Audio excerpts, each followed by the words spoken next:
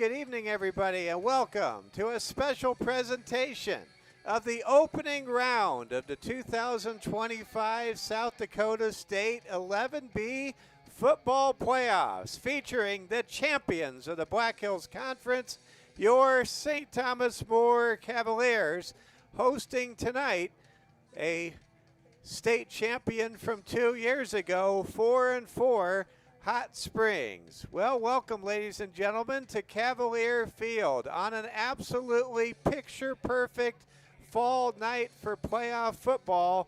We come to you live from Rapid City. Mike Fell, Technical Director Braden Strain, and Regan Dewar. Happy to be with you, and it is our first ever Security First Bank Cavalier Sports Network home playoff football broadcast at Cavalier Field. You have to go back 5 years ago to when the Cavaliers defeated the Redfield Pheasants in a game that, due to snowy and icy conditions, was shifted from Cavalier Field over to O'Hara Stadium on the campus of South Dakota Mines. That would be the last time we had a home playoff game. Well, we have some great news in case you didn't hear about it late on Friday night, and that is the Cavaliers have home field advantage all the way through the playoffs. It's as simple as this.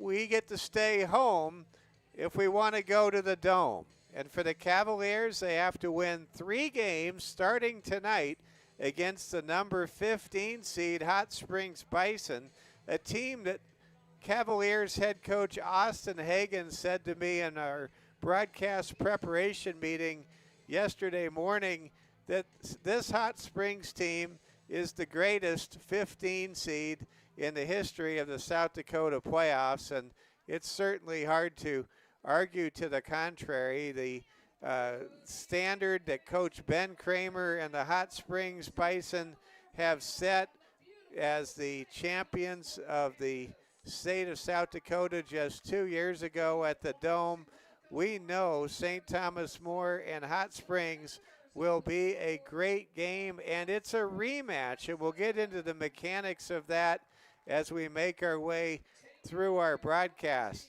No coach likes a rematch if they won the time before.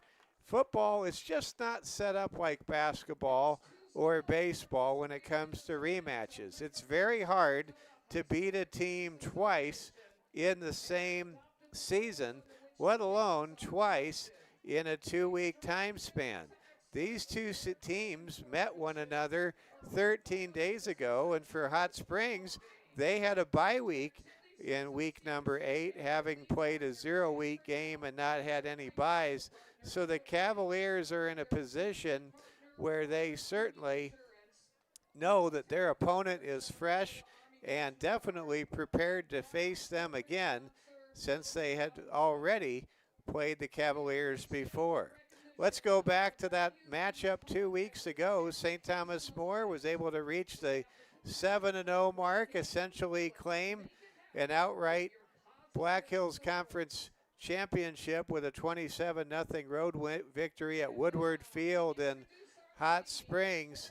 And for the St. Thomas More Cavaliers, they were able to get the win. But the thing about that game, and you heard head coach Austin Hagan comment about this in the Security First Bank Cavalier Sports Network postgame show 2 weeks ago in Hot Springs, was that Hot Springs was the most physical and hard-hitting team the Cavaliers played all season. What does that mean? Well, that means that the Cavaliers are going to not only get the best shot from this Hot Springs Bison team tonight in their Black Hills Conference backyard brawl and rematch, but it also means Hot Springs is going to bring a tremendous amount of hitting power to every play in this game. It is a given. No matter what the score at the end of the night, if the Cavaliers are able to emerge victorious, they will be sore when they wake up tomorrow. Little footnote, the Cavaliers do not have school tomorrow due to conferences. So St. Thomas More gets set to host Hot Springs. Happy to have all of you with us tonight. Any of you tuning in from the Hot Springs area, always glad to have you on our broadcast. St. Thomas More, they are in their home black jersey tops with the blue tops with the black numerals. Kind of hard to see the numbers with these jerseys, so be candid. Gray pants with the black stripes and the white and the blue socks. It's a blue out. The students have come wearing all blue to blanket the stands here tonight. It is a blue out for the Cavaliers. And for Hot Springs, they are in their all white tops, white pants with the white helmet with the numerals on the left side of their helmet tonight. And for Coach Ben Kramer and the Hot Springs Bison, this is a team that knows how to win in the playoffs. Many of these seniors, including Clancy Copel and Caleb Klein-Saucer, Connor Kramer, Jaden Koffler, Grant Heil, Hunter Coons, they were underclassmen when the Bison won the state title just 2 years earlier. And so they know what it takes to get ready for a playoff game, go on the road, take care of business. And again, this is a very dangerous 2 versus 15 seed draw because of the familiarity factor, the rematch factor, and the fact that Hot Springs hits hard, and they have the potential to knock the ball loose. They have the potential to hang in there at the line of scrimmage, and they have the potential, and this is the scariest thought of all, to knock one of our players into next week. So here we go. St. Thomas More getting ready to battle Hot Springs. Let's go ahead and take a look at the starting lineups for the Cavaliers. Let's look at the offensive unit. Cavaliers are led by the commander, sophomore, 169-pound quarterback Noah Wald. We don't have enough time in this broadcast to cover all the great things that the commander has done this year, but know this, the commander has passed for nearly 1,500 yards. He has 25 touchdown passes against only a handful of interceptions. Coming off of a 1-week rest, Graydon Juvie returns, the dynamic senior running back, 180-pound senior. He'll be in the backfield. Constantly rotating into the game will be Josh Elder as well. We're now going to go ahead and pause and face the Stars and Stripes, and we'll turn things over to Mrs. Vickers for the playing of our national anthem.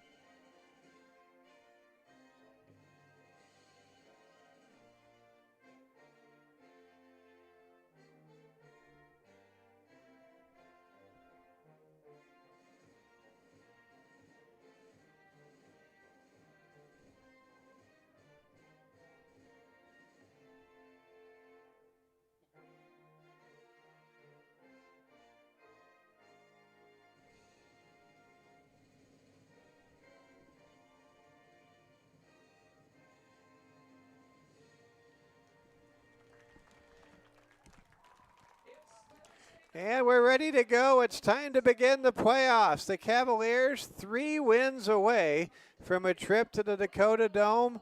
As Coach Hagan says, the playoffs are 1-game seasons, and here begins the second season. St. Thomas More hosting Hot Springs. You got to take it one at a time. one of these two teams' seasons will end tonight.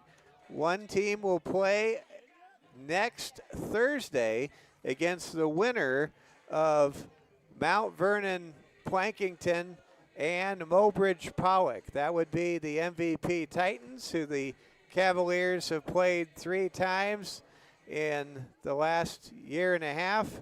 And it also could be the Mobridge Pollock Tigers, a team from north central South Dakota on the banks of the Missouri River, the east banks of the Missouri River, a team that definitely the Cavaliers remember well, having split a pair of games in 2020 and 2021.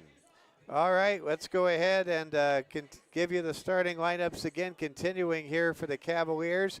Receiving core is phenomenal. The Swiss Army knife, Kane McLeod, number 10. Ryan Negebauer wears number 1, 170-pound senior. Broden Sales, what a season he has had. Broden Sales this year as a receiver has 17 catches, 507 yards, and his next touchdown will be touchdown number 10 on the season.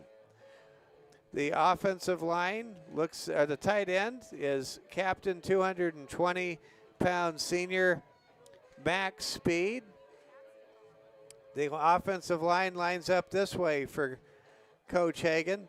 220-pound senior Brody Lee, 280-pound senior Pierce Morganfield, 250-pound senior 250-pound senior center Cole Nielsen, 225-pound sophomore Jackson Rush, and 270-pound junior Rush Turner. And that's the starting lineups for the Cavaliers. Again, expect to see a lot of Josh Elder. He really brings that more physical dimension to the running game, but Graydon Juvie will get the start. Juvie's fresh. He did not suit up last week so that he could be fresh for the playoff run. And here we go. We have reached the playoffs. The Cavaliers and the Bison ready to take the big stage tonight. So glad to have you along with us on this second to the last Thursday of October. The Cavaliers are so accustomed to heading east on a bus ride to start the playoffs somewhere in East River. It feels great to be on our home field to start the playoffs, having earned this honor, going a perfect 8-0. The Cavaliers have won 16 of their last 17 games, going back to the first Saturday in September a year ago. And here we go. Are you ready for the playoffs to begin? Here we go. The road to the Dome starts now. And here come the Cavaliers. Ball is handled at the 12-yard line. Running forward with it is McLeod. He darts out of bounds near the 24-yard line. Check that. That was Burke Eschmeyer on the return for STM. Well, here we go. The Cavaliers will start with the football, going left to right across your screen. First down and 10 for the Cavaliers at their own 25-yard line. Mike Fell, Regan Dewar, Technical Director Braden Strain, thrilled to be with you tonight. Cavaliers' first play from scrimmage in the playoffs begins this way. Cavs will go 4 wide. In the gun, it's Noah Wald, the commander. Commander takes the snap, drops the throw, fires complete for a 5-yard pickup ahead to Ryan Negebauer, and that will make it 6 yards, and we'll call it 2nd and 6 coming up. 6 yards to a first down. Well, there's a high percentage passing play to kind of get the kinks out, get everything circulating for this offense. Cavaliers, they are a big play offense on the ground and through the air, and the Cavs have installed a number of new plays for this game. Quick pitch goes to Juvie. He's got room to run. He has a first down and more. Ahead to the 37-yard line. Call it a gain of 8 yards for Graydon Juvie, and the Cavaliers move the chains for the first time tonight on their opening drive. It's first down and 10 Cavaliers at their own 37-yard line. Here come the Cavaliers. Back to throw is Wald. Wald all day to throw. Throws downfield. He's got McLeod open, and it's broken up. Great coverage there by Kleinsasser and by Derek Mills, converging in the secondary for Hot Springs. And to be candid, actually that was Jaden Koffler and Caleb Kleinsasser combining on that great pass breakup. Really, that ball might have been in the air a little too long because McLeod had his corner beat by 2 steps. It just took a long time for that ball to arrive. Now it's second down and 10. Wald gives the ball to Juvie. Juvie looking for running room, turns, spins, picks up a gain of about 5 yards ahead to the 44-yard line of St. Thomas More territory. Connor Kramer, the coach's son, in on the stop for Hot Springs. Hot Springs, a physical team. They swarm to the football. Hot Springs has always been known for not complicating things. They play a very pure brand of tough physical football. They're the closest thing the Black Hills Conference has to the Pittsburgh Steelers. It's third down and 3. One of the outside linemen for Hot Springs jumped a little bit early into the neutral zone. That should be an automatic first down, and it is. Cavs needed 4 yards for a first. They gained 5 on the dead ball penalty, and now St. Thomas More has it first down and 10, just near the midfield line at their own 49-yard line. They need to reach the Bison 41 to keep this drive going. Cavaliers will break the huddle. No receivers are split. Sales to the right side, triple diamond formation on the near hash. Quick pitch goes to Juvie. Juvie gets good blocking. There's that outside blocking game that Stone Durham and the other assistants have been implementing, putting into the design and then the finished product stages with some stages along the way, and that's a gain of 8 yards. And right there, that is the new wrinkle. Fans, that's what you want to go back and watch after this game is over. That's something to be excited about. Could make the difference before it's over in the playoffs. Back to throw in the gun is Wald. He throws. What a one-handed catch by Max Speed. Wow. That throw was caught one-handed by Max Speed. It's like he had super glue on his right glove. My goodness, what a catch by Max. Wow. That is why he will play on Saturdays. Max Speed, who leads the Cavaliers in leading prayers and in total scoring this season, just made a marvelous play. Back to throw. No, it's an inside give to Juvie. Juvie by the first level and almost through the second level gets a good carry of 12 yards down to the 23. We have a whistle and a stoppage in play. No flag was thrown. The Cavs will move the chains. Can't get over that grab by Max Speed. That was amazing moments ago. Cavs on their opening drive. They've been able to take about 4 minutes off the clock so far. Coming up on their eighth play of the drive. It's first down and 10, St. Thomas More at the Hot Springs 23-yard line. Cavs going towards the south end zone here on a very still and picturesque fall evening. Quick handoff goes inside to Juvie. Juvie going to be dropped and tackled. Great tackle by Clancy Copel. Clancy Copel has been tremendous in his career with the Bison. And when Copel gets the ball in his hands, when the Bison take over on offense, you'll soon discover that he doesn't go down on first contact. He won't go down on second contact. It's going to take at least 3 contact points before you get Copel on the ground. Here we go.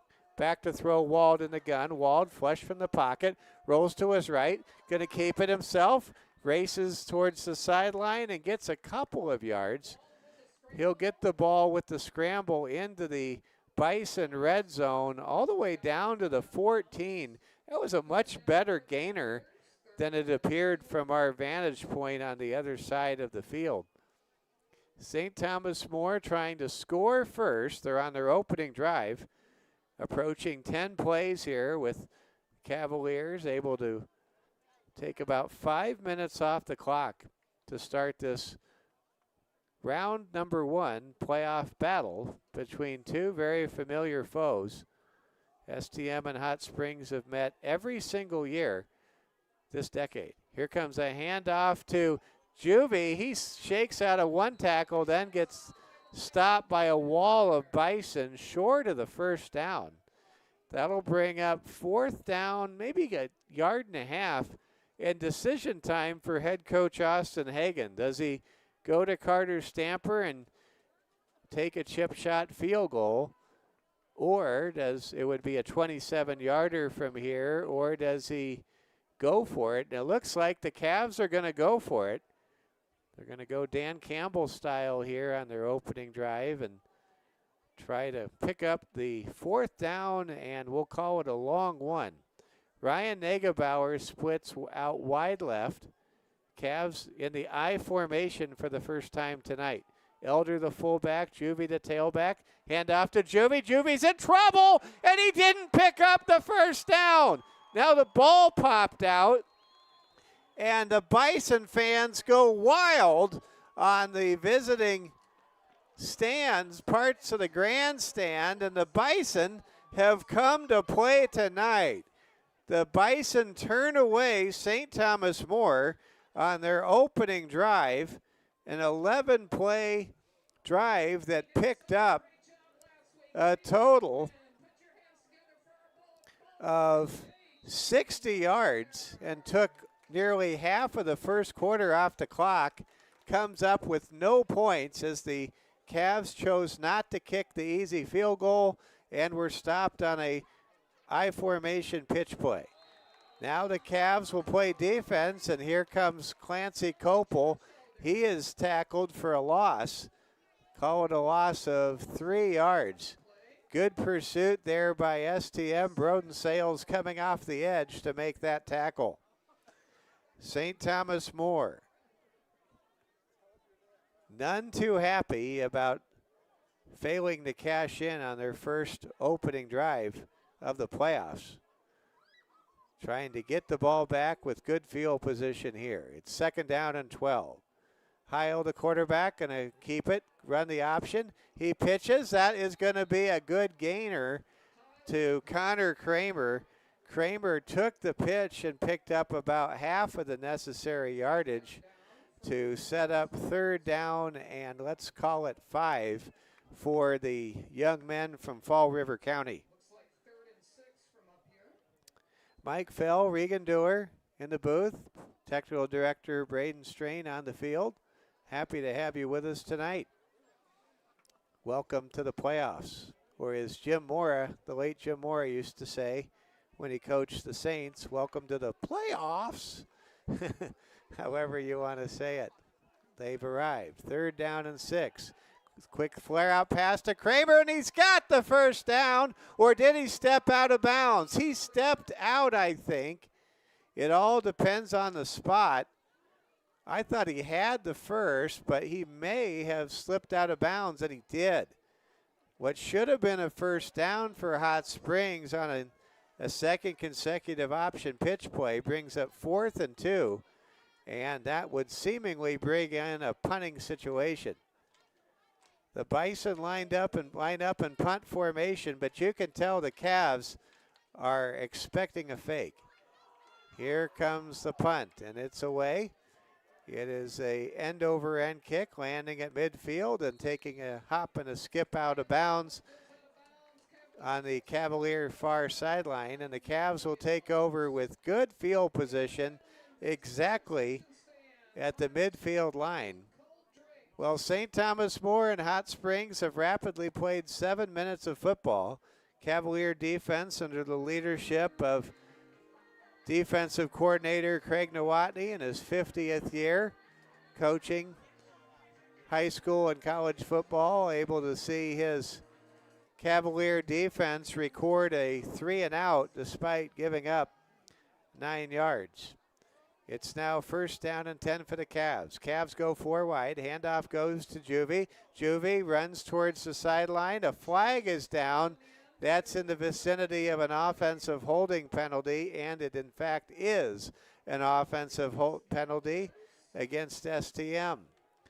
Well, Coach Ben Kramer putting his hands together. The Hot Springs Bison defense really getting after it. Yes, they've given up yards, but they haven't given up any points in the opening 7 minutes. And when you are a 15 seed taking on an 8-0 number 2 seed on the road, you want to shorten the game, and the longer you hang around, the more pressure shifts to the opposing sideline. That's how it works in the playoffs. Cavaliers now with first down and 20. Ball is at their own 40. They need to reach plus territory to the Bison 40 to make this drive go any further. Cavs go 4 wide. They draw an offsides penalty. In the pros, that would have been a free play. In high school, it's a dead ball whistle. And that will make it first and 15. That's the second time we've seen already tonight in just over 7 minutes of action that the commander, Noah Wald, has been able to draw a Bison player offsides with a hard count. First down and 15 for the Cavaliers. In the gun, it's Wald. Triple diamond formation to the near side. Wald going to give to Juvie. Juvie running away from the diamond formation, and he has some good yardage.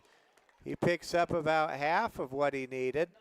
Brings up second down and 7 for St. Thomas More. Cavaliers are proudly sponsored tonight by Security First Bank. Security First Bank reminds you, Cavalier fans, celebrate an amazing season with a Cavalier debit card from Security First Bank. Show your school pride every time you swipe on your way to the state championship and beyond. Security First Bank, member FDIC. It's second down and 5 for the Cavs. Ball is at the Bison 45. Wald in the gun, runs, pressured, throws, complete to Sales. He shakes off a defender. He hurdles another defender. And listen to this crowd go wild for Broden Sales. A flag comes down at the end of the play. Let's see what this flag is all about. Cavs picked up the first down with a remarkable run after the catch by senior wide receiver Broden Sales. Let's see if this is a penalty on the defense. They're going to pick up the flag. So the Cavaliers have it first down and 10. And for the second time in as many drives, the Cavs have driven well into Bison territory. It's first down and 10 with a fresh set of downs for the Cavs at the 23-yard line of Hot Springs. St. Thomas More trying to take a big step forward in the playoffs tonight. First down and 10. Wald in the gun. Quick flare out bubble screen to Sales, and Sales gets popped and dropped right away by Von Mogan Frankfurt. Mogan Frankfurt definitely made an impression 2 weeks ago in the earlier meeting between these two squads. He can hit, he can pursue, he gets it done. He is a fine football player. Von Mogan Frankfurt. Second down and 4 for the Cavs.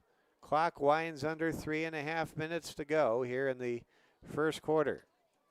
In the gun, it's Noah Wald. Split to the right is Sales. Wall scrambles, shoots a pass to the end zone. It's caught for a touchdown. Making the catch in the back of the end zone for St. Thomas More. I couldn't see the number. It was so far away. And it's a Cavalier touchdown, and when we find out who scored the touchdown, we'll let you know.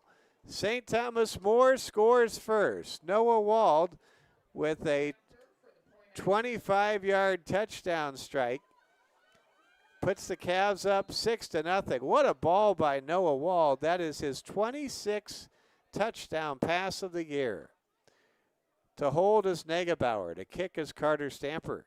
Snap back, ball down, kick is up, and it is good. St. Thomas More scores with a big pass play to the back of the end zone to a receiver yet to be identified. The Cavaliers have a 7-0 lead, and that's more like it if you're a Cavs fan. With 3:13 to go in the first quarter, St. Thomas More with a 4-play, 50-yard touchdown drive, and a very big play before that touchdown pass was the bubble screen from Wald to Broden Sales. Broden able to shake a defender, race down the near sideline, nearly hurdled a tackler, and was able to really set up that pass to the back of the end zone for the Cavaliers to give St. Thomas More their first lead of the night, first lead of the playoffs, and the Cavaliers have to take a certain amount of pressure off their shoulder pads after coming up empty on that long 7-minute drive to start the game when they had a turnover on downs. St. Thomas More ready to punt now, or ready to kick off. Ball at their own 40. Stamper kicks it deep, and it's going to be returned, sliding down in the end zone. Thankfully for Hot Springs, that was in the end zone and not at the 1-yard line, was Hunter Coons, the return man for Coach Kramer's Bison.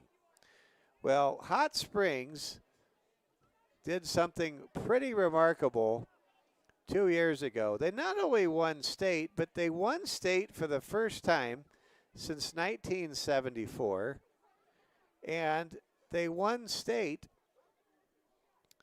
as a team that was not a regular as far as a team going to the Dome. They had reached the Final Four the year prior, and there's a run by Copel. He's dropped for a loss of 3 on first down.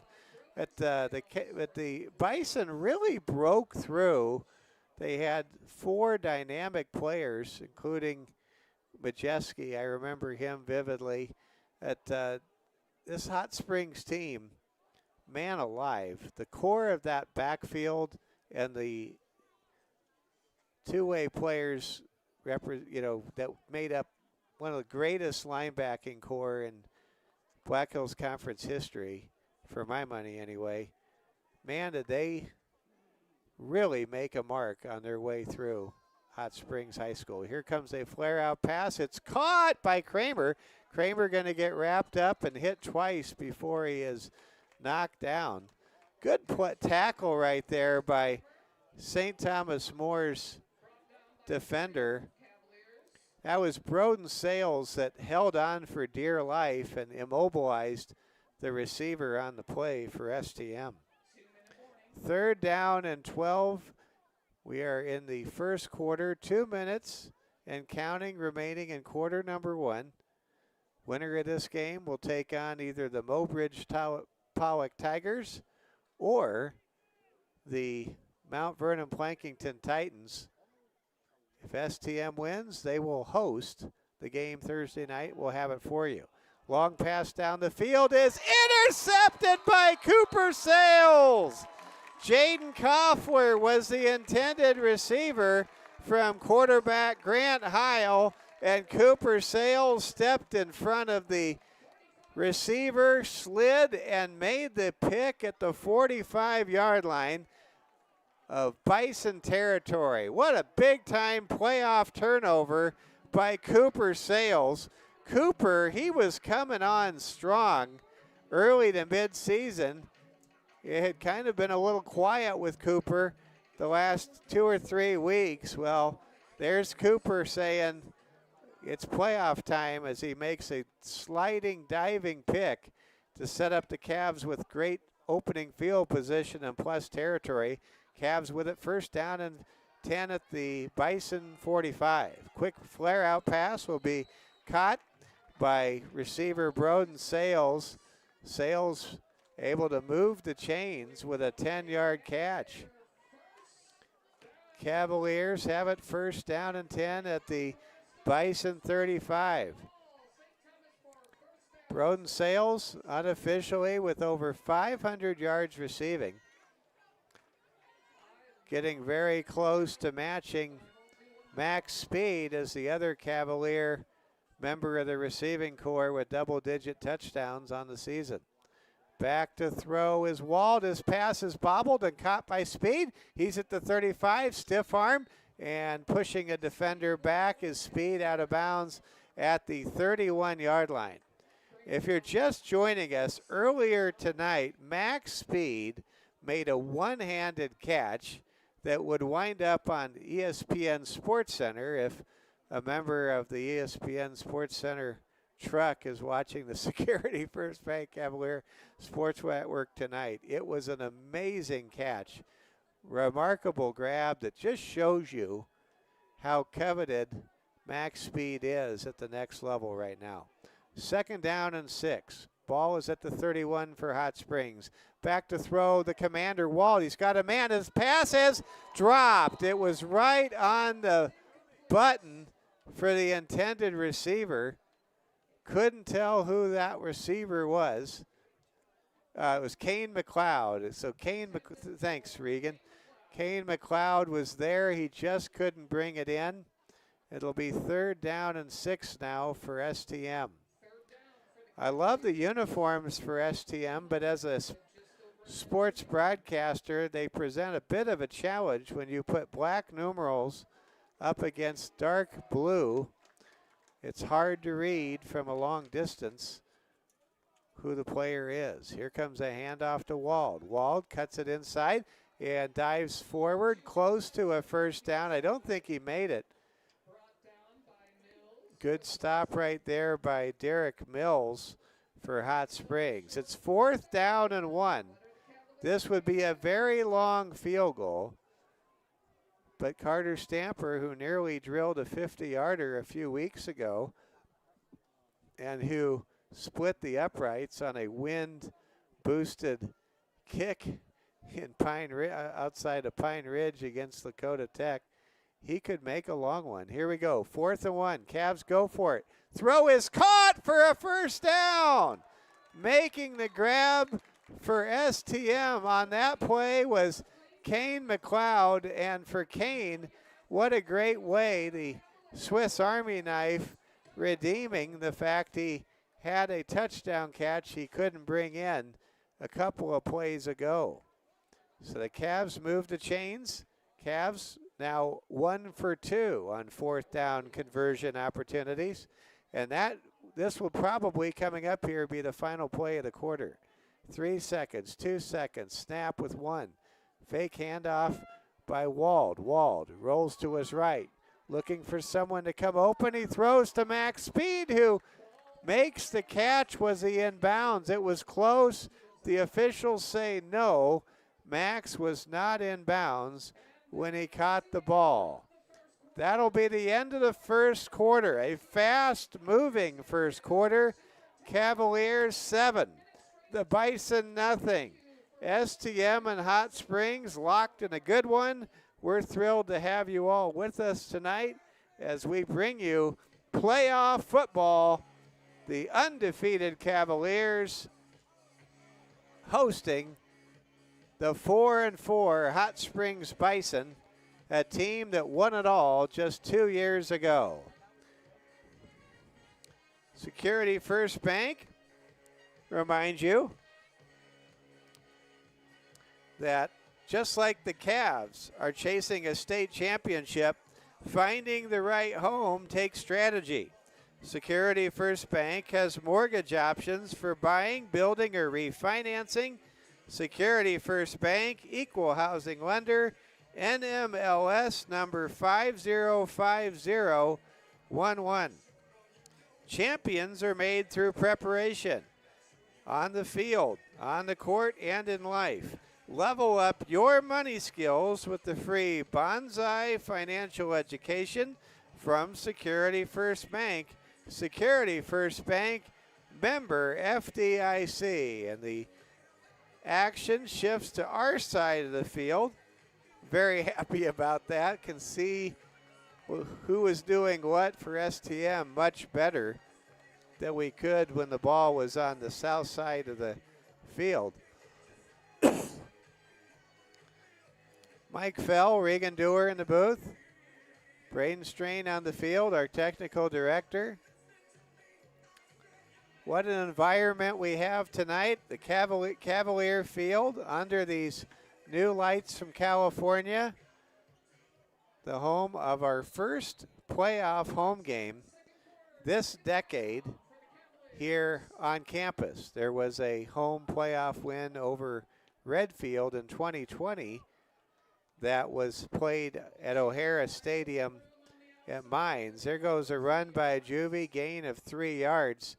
That game was very easy to remember against Redfield. It was a very cold evening, and I remember Matthew Larson had a 48-yard touchdown run, and Charlie Larson and Matthew Larson, the Larson brothers, just dominated in that home playoff victory at Mines against the Pheasants of Redfield, South Dakota. Here we go. 3rd down and 8. Back to throw Wald. Wald fires a pass, and it is incomplete. Off the outstretched hands of Max Speed, and the Cavaliers will have 4th down and 8. This seemingly would be Carter Stamper field goal territory, and it is. Stamper is out to try what looks to be a 32-yard field goal attempt to give the Cavaliers a 2-possession advantage with 11:17 to go in the first half. Here comes the kick from Stamper. Nielsen to snap. Negebauer to hold. Good snap, ball down, kick is up, and it is no good. Carter Stamper misses the field goal. It was short and to the right. And that will be the second time in 3 possessions that the Cavaliers are turned away from scoring. Give credit to Coach Kramer and his staff for Hot Springs. It's been a long time. I think you have to go back to the Chamberlain game when the Cavs committed some turnovers in their own territory early in that contest, that a defense has been able to keep the Cavs 2 out of 3 times away from scoring. St. Thomas More now on defense. Running with it's Clancy Copel. He doesn't go down easy, but with 4 Cavaliers, he has to go down, surrounding him and knocking him to the turf. Give credit there to Brody Lee. Brody Lee was able to get his hands around Copel, and he let his big frame do the rest. 2nd down and 9. The Bison split out. Twins to the top of the formation. No one split to the right. Going in motion now, Connor Kramer. Handoff goes, no, it's going to be an RPO keeper. Running with it, breaking free is Heil, and he might score. He's at the 40, the 30, the 20, the 10. Touchdown, Hot Springs. Grant Heil with an RPO turned on the Jets and takes it to the house. And for the first time since the month of August in week number 2, an opponent has scored against the St. Thomas More defense. Wow, we've got ourselves a battle tonight in the first round of the playoffs.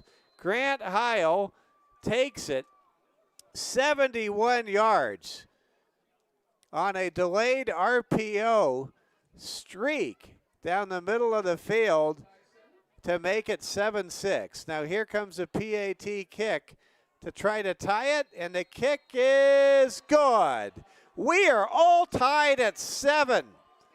Hot Springs has stopped St. Thomas More 2 times out of 3 on defense and just pierced that aura of invincibility the Cavs had built up, yet not allowing a single opponent to score against them since week 2, and when MVP came in here and ran an option sweep play for a score on a 4th and 1 play. Wow, we've got a game. We're so glad you're all here. Wow, St. Thomas More 7, Hot Springs 7. And did I say in the pregame show, I know I did, coaches hate rematches. It is very hard when you beat a team in football the first time to play just as well against that same opponent the second time through, even if the stage is bigger. But that doesn't excuse anything. Give Hot Springs all the credit and glory they deserve. They have come in here as division rivals and have taken the STM crowd out of the game and tied this game at 7-7. This is playoff football, Black Hills Conference style tonight. Here comes the onside kick. Did it go 10 yards? The ball is recovered. I think Hot Springs has it. 1st and 10, Bison. Fake onside kick. You don't have to declare it in high school like you do the NFL now. And I believe that's going to be 1st down and 10 Bison. Or did they spot the ball at the 49? They say the ball did not go 10 yards. So St. Thomas More catches a huge break. They call an illegal touching against Hot Springs. Man, you wonder how big a break that might turn out to be. All the momentum is with the visiting Bison, an experienced playoff team that won it all 2 years ago. And this Bison team with the Sean Payton-like Super Bowl 49 flashback onside kick just about took possession at midfield. But for the fact the coverage team jumped on it 1 yard shy of the necessary 10 yards it had to go. Here comes a flare-out pass and a tackle for loss. Connor Kramer, the coach's son, tackles max speed for a loss of 4. Hot Springs assignment sound and playing excellent defense, making seemingly everything for STM harder than it's appeared in the last several games. 2nd down and 14. Ball at the 47-yard line. Cavs break the huddle. Cavs right now just don't look like themselves. I formation set. Or rather, in the gun, it's Wald. Wald back to throw. Elder in the backfield. Wald fires, and the pass is broken up. What a play by Caleb Kleinsasser for Hot Springs. That was an excellent job to bring pressure by Hot Springs, and Wald delivered a good throw, but breaking up that pass on the outer edge was Caleb Kleinsasser, an outstanding defender for Hot Springs. 7-7. If you had that on your bingo card with 9:31 to go in the first half, you're probably the only one who can raise their dauber and yell bingo. Cavs go 4 wide, triplets to the top of the formation. Going in motion is Elder. Flare out pass goes to speed and he drops it. Max Speed might have been thinking about what he was going to do next. He failed to secure the high toss from the commander, Noah Wald, and the Cavs will have to punt it away. And the Hot Springs defense has now stopped the Cavs from scoring any points in 3 of their first 4 possessions in this playoff game. Wow, that is some outstanding defense. And folks, this is not a 15 seed. Just saying. Here we go. Here comes a high booming punt called for and caught on a fair catch by Connor Kramer, who makes the catch at the 22 of Hot Springs territory. Great sponsors who bring you tonight's game include Monument Health, the official sports athletics training partner of Cavaliers Sports. Cowan Siding. Want to thank Gene and the crew for their support for the Cavaliers this year. Newest member of our Security First Bank Cavalier Sports Network family. And we want to thank Strain Chiropractic as well. How about Culver's Restaurant? That's where I had dinner tonight. That was good. Here we go. Cavaliers are on defense now. Bison breaks the huddle. Heil pitched the ball to nobody. Now gets on the ball just in the nick of time. That'll be a loss of 4. And that time Grant Heil was not on the same page with his back, and Heil blames himself. Well, Grant Heil right now, he could probably run for mayor in Hot Springs and get a lot of votes after he had a 71-yard touchdown run on a RPO play up the middle. An electrifying run that signaled the Hot Springs was going to be a part of a 4-quarter game tonight. 2nd down and 14. Bison break the huddle. Twins to the top. Quick handoff goes to Kopel. Kopel runs hard. Did he fumble? I think he did. Ball is recovered by STM, I think. Let's see where they spot this. And what the ruling is. Was Kopel considered down? Well, they said Hot Springs kept the ball. I thought the ball came loose. Maybe it was loose for a moment, and then Clancy Kopel was able to secure it again. That was an impressive run of 13 yards by Clancy Kopel. This Hot Springs team is so well coached by Ben Kramer and this dynamite coaching staff. We have got ourselves a battle tonight, Cavs fans. Here we go. Run up the middle goes to Kopel, and he's dropped short of the first down at about the 30.5-yard line. It'll bring up 4th down and 1. And here comes the punting unit for Hot Springs, who is hanging tough. Doesn't have to do anything fancy if they don't want to tonight.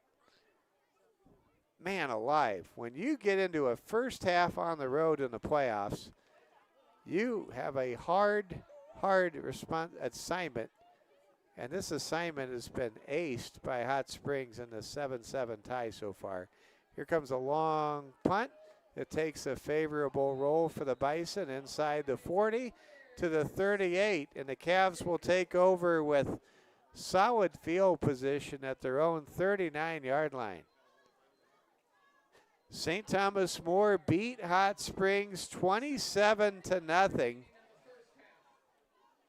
when these teams met 2 weeks ago in a game we had for you on the Security First Bank Cavalier Sports Network. But then the thing about that game 2 weeks ago was the Cavaliers just were able to force a fumble early when Hot Springs had it inside the STM 10, and it just felt like the Bison couldn't ever really get their bearings in that game. But that is not the case tonight in this tie game.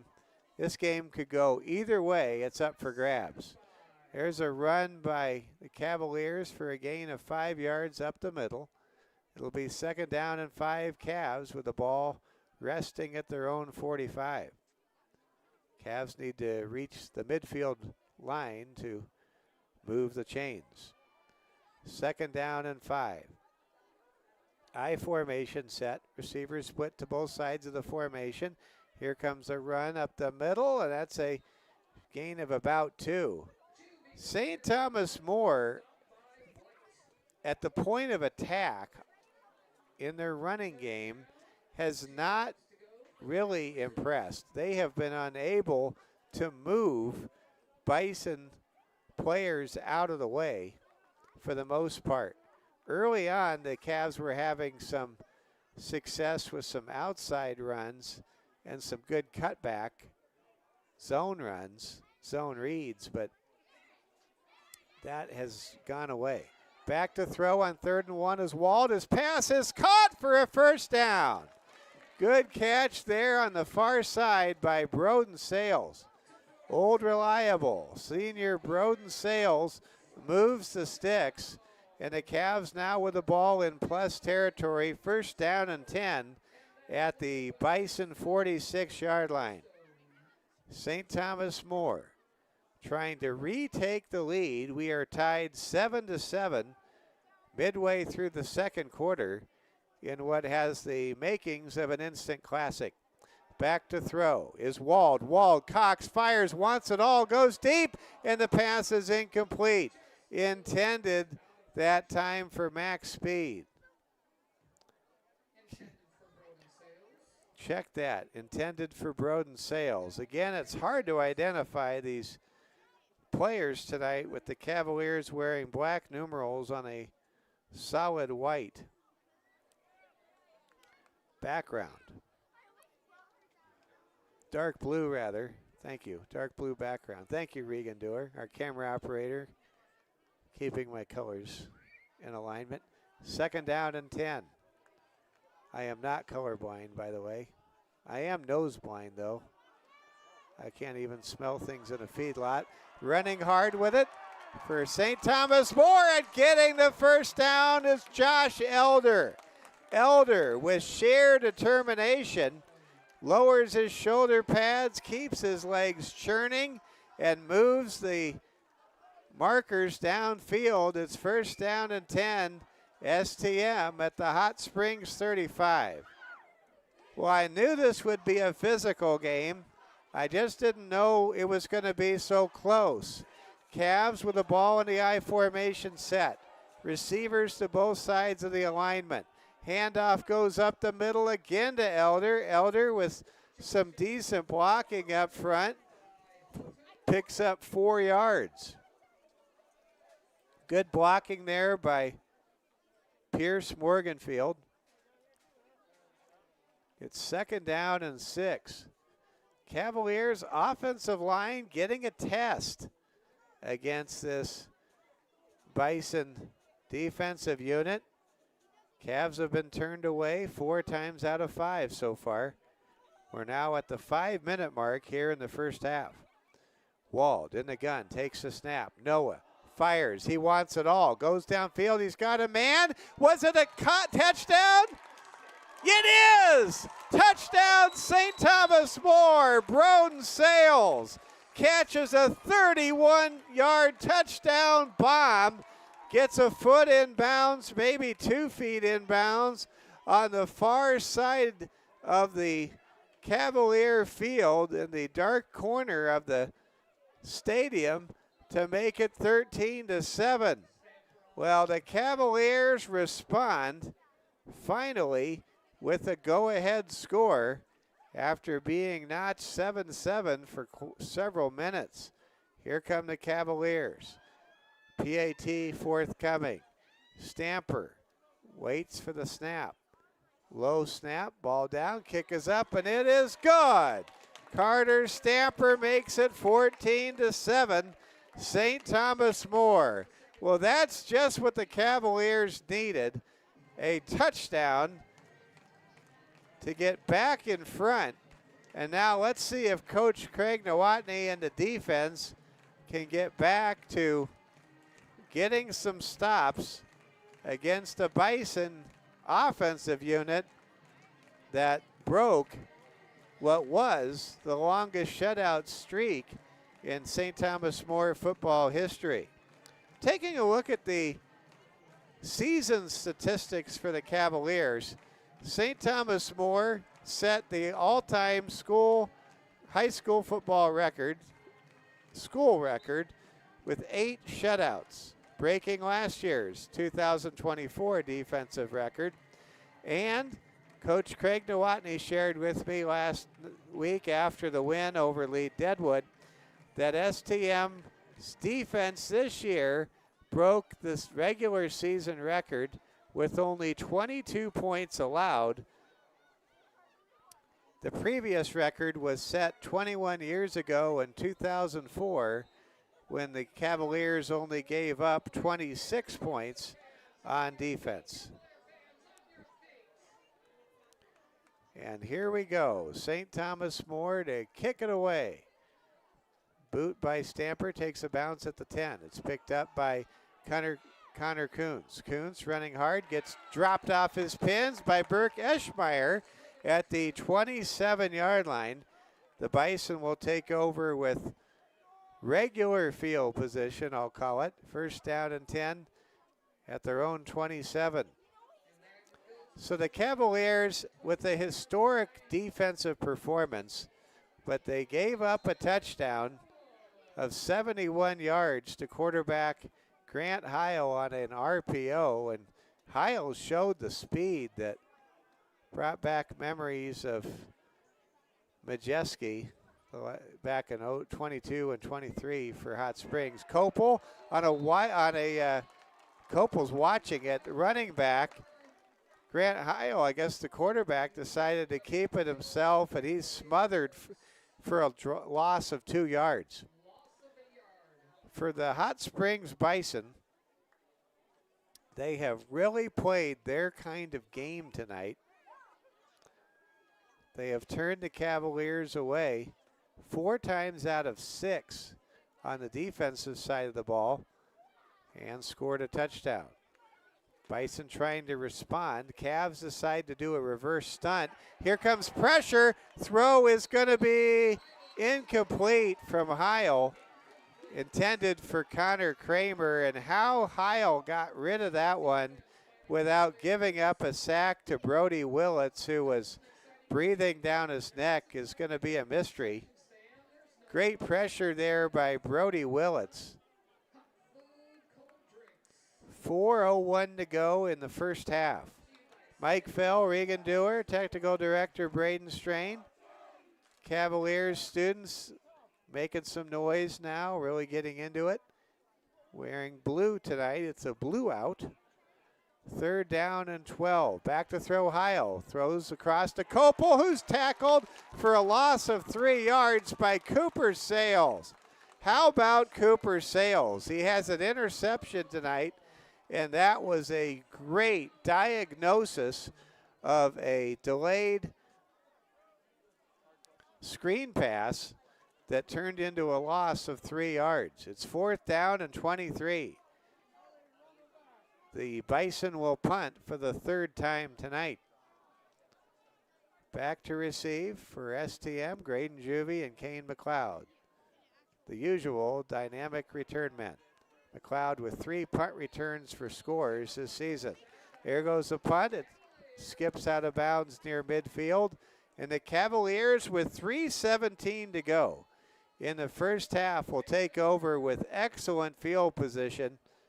I can't begin to explain how significant a touchdown at the end of this drive would be. If the Cavs could get up by 2 touchdowns before the half, they would have the momentum and a surging level of confidence going into the second half. But keep in mind, Hot Springs starts the second half receiving the kickoff, and they would love to only be down 1 score if they're behind. Here comes a run. Juvie knifing his way through would-be tacklers inside the Bison 40 down to the 35-yard line. Graydon Juvie is showing his elusiveness this evening. He has been very shifty around traffic, and I have the impression that Juvie is rejuvenated, you might say, after getting a week off against Lee Deadwood last Friday. Here we go. Quick pitch goes to Juvie. Juvie turns the corner, tries to break it outside. He does. He's at the 30, the 25, and he is wrangled down by Owen White for Hot Springs at the 21-yard line. Good play there by Owen White. Owen really caught my eye the first time these two teams met down in Hot Springs. He is a tremendous football player. 2:33 and counting. STM breaks the huddle. I formation set. Wald will line up under center. Elder the fullback. Tailback is Juvie. 1st and 10 Cavs at the 21. Fake handoff. Wald rolls, fires. He's got a man at speed in the end zone, and the pass is incomplete. Noah Wald's throw was just a little bit beyond the outstretched hands of Max Speed. And Speed, he ran across the track. I hope he's okay. He kind of went beyond the track where it really drops off fast. You're almost in one of the neighbors' yards over there. Let's see what we've got. And we have an offensive penalty against the Cavaliers. It'll bring up 2nd down and 10. 2:09 to go in the first half. Stay tuned. At halftime, we'll bring you the halftime show. See if we can get some scores to pass along from the state high school football playoffs. STM 14, Hot Springs 7. This is a rematch of the 2025 Black Hills Conference Championship game that was played only 13 days ago. Won by STM 27-0. I formation, handoff goes to McLeod. McLeod running hard. Gets a gain back to the original line of scrimmage of 5 yards to the, we'll call it the 22. St. Thomas More trying to get to the Dome. Cavaliers last played for it all in 2014. STM reached the Dome many times during the 2000s. Cavs have never won a state championship. Hot Springs has won 2, one in 74 and one in 23. Here comes a handoff to McLeod. McLeod running hard, gets dropped for a modest gain of 2 yards. Derek Mills came up and made the hit and the tackle, and that'll bring up 3rd down and 9.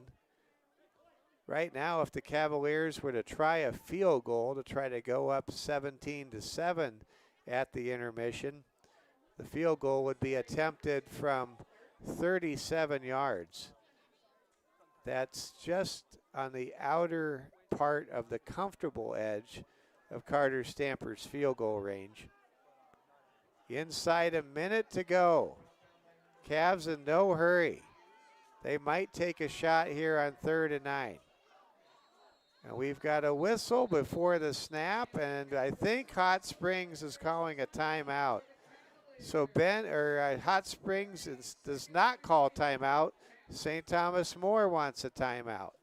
Well, the Cavaliers able to drain the clock.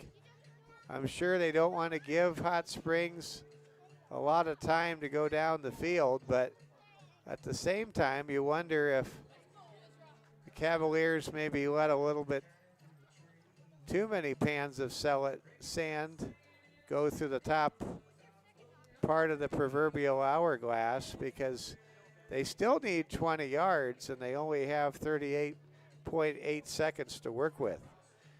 Other great sponsors of tonight's broadcast for the Security First Bank Cavalier Sports Network include Wautiki Water Park, Quinn Construction, Shields, Ruby Tuesdays, that's where the Cavaliers eat.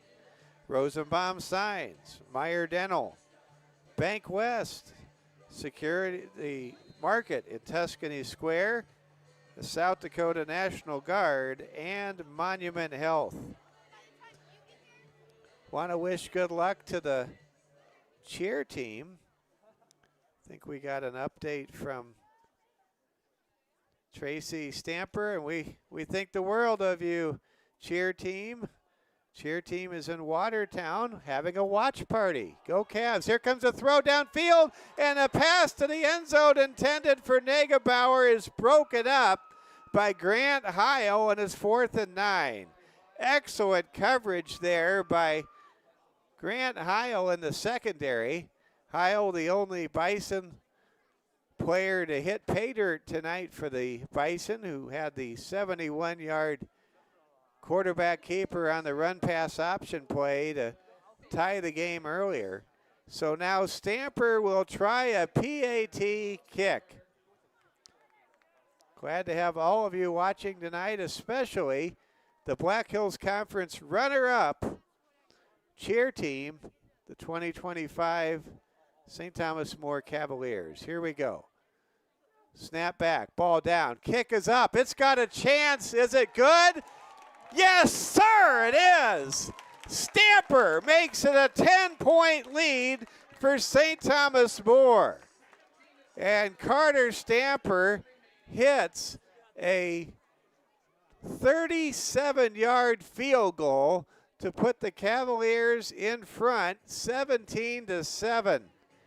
That is big to get a 2-score lead at half in a game in which Hot Springs has played so high above their assigned number 15 seed by the point standings system used in our respective classifications. And right now on our new speakers, we've got Dolly Parton singing 9 to 5, and I just saw that movie. Man, I'll tell you, I didn't know it took more than one day to master a copy machine until Jane Fonda had to press all these buttons. And boy, I got to give Jane Fonda credit. She really hung in there. Got to give all the ladies a 9 to 5 credit. Those were some tough ladies, especially Roz, played by Lily Tomlin. Here we go. Here comes the kick. The ball will bounce out of bounds at about the 20-yard line, and that'll be a penalty on STM. So the Bison, who trail now by 10, 17-7, take over on offense. If there's ever maybe a time for Coach Kramer to pull out a play at the end of the playbook, this could be it. Coach Kramer right now having a little conversation with Clancy Copel, who races into the huddle. Clancy, the do-it-all running back that is a bruiser. He's hard to bring down, and he has some speed to boot. For the first time tonight, the Bison go 4 wide. They quote-unquote spread the herd here. Here comes Heil. He's going to have a quarterback keeper. A flag is down in the area of holding. Oh, it's not plugged in? Oh, okay, let's fix that. Where is our...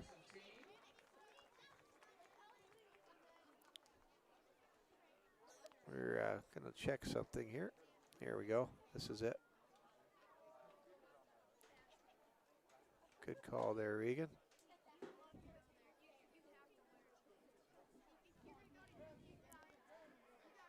Okay, Regan Dewar. He is, I hope, because we sure want him to be, our technical director in waiting. He's doing a great job taking care of us. Here we go.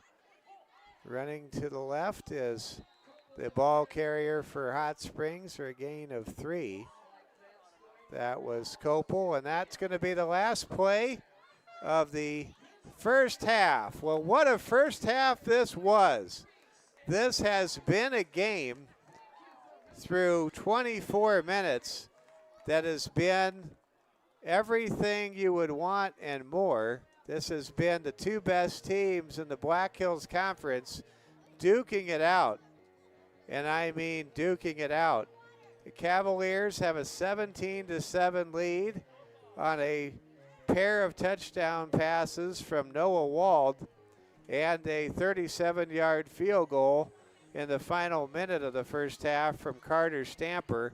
And Hot Springs on an RPO delayed quarterback keeper by Grant Heil, able to score from 71 yards out to give the Bison an opportunity to fight themselves back in this one against 8-0 and number 2 ranked St. Thomas More.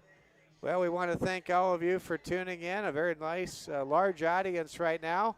And we see you, we feel you. And again, we tip our hat to the runner-up cheer team of the Black Hills Conference competing in the state competition in Watertown. Good luck to the cheer team, and just everybody just doing such a great job. And we do miss the cheer team being here. I tell you, it is not the same without you, cheer team, tonight. And we can't wait to have the cheer team, we hope, back next week. But the Cavs have to win this game first, and nothing has been decided.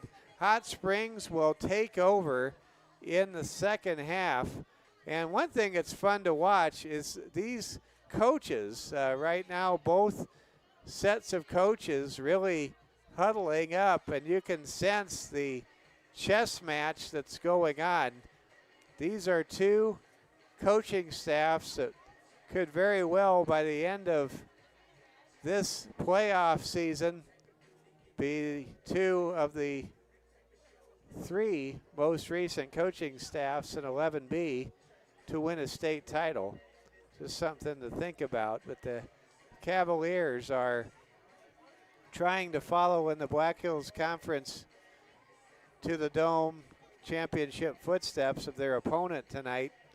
And they are getting all they can handle from this Bison team, which currently only trails by 10 at the intermission. Mike Fell, technical director Regan Dewar, camera operator and technician Regan Dewar, happy to be with you tonight. Let's go ahead and bring you a look at what's going on around the region. Sure is a lot of fun tonight. And we've got Thursday night football. I'm wearing my San Diego Superchargers leather jacket that I bought way back in 2002.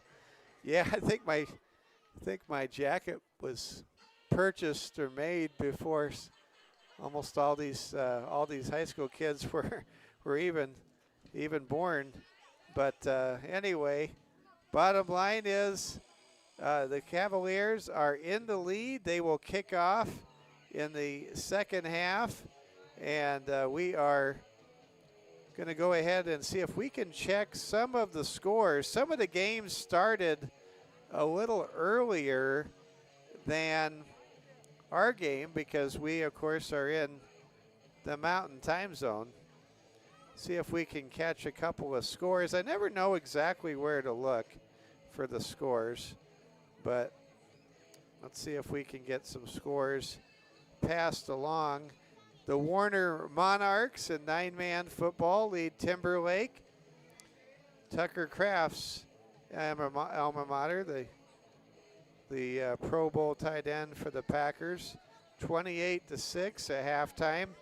Ipswich destroyed one of my favorite teams, the Harding County Ranchers, 58-8. Ipswich advances to take on most likely Phillip in the next round. Phillip hosting Esteline Hedrick's Redhawks.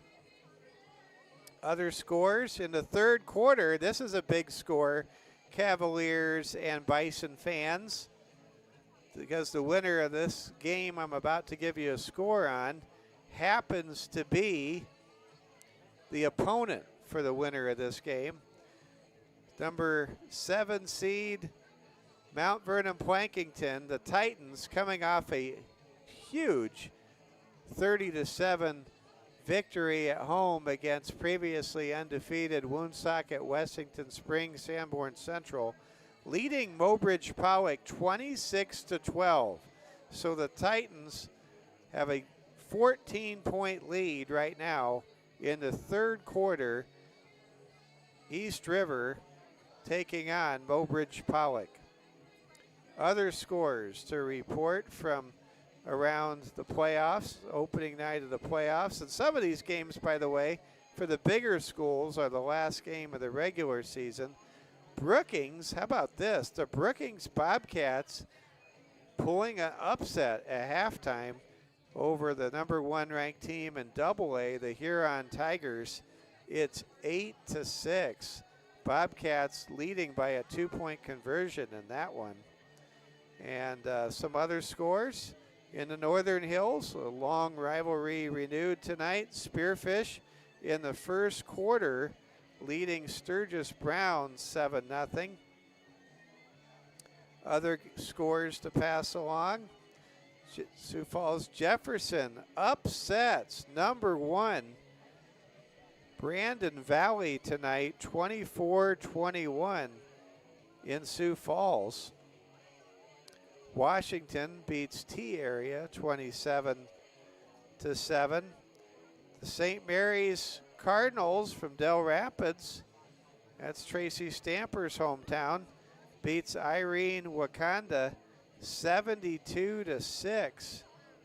Other scores, we have some more scores coming in. Let's see if we can get to them.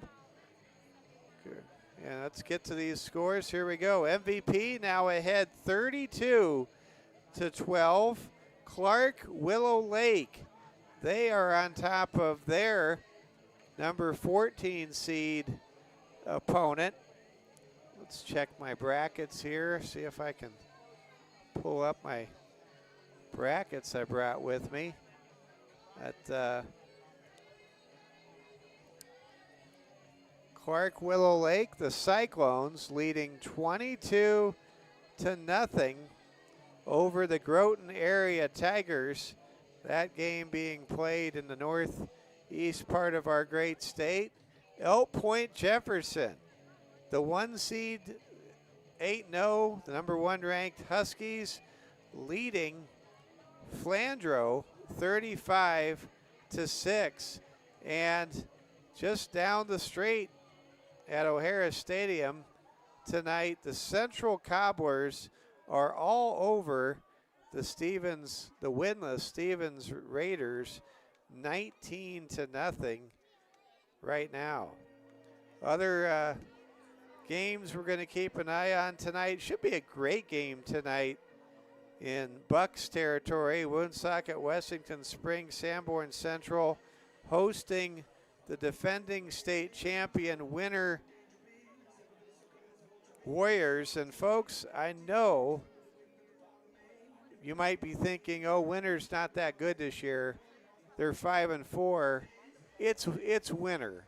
It's Winter. It's the playoffs. Winter is going to be a tough out, and I would not be surprised at all if Winter is able to make a playoff run as an 11 seed, reminiscent of what our Cavaliers did, going to the Final Four to take on Winter as an 11 seed last year.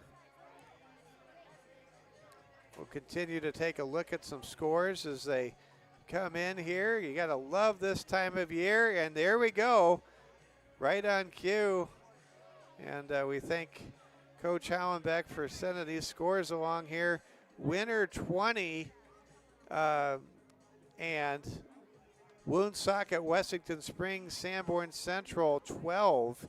So Winter on the road leading by 8 against 7-1, and number 6 seeded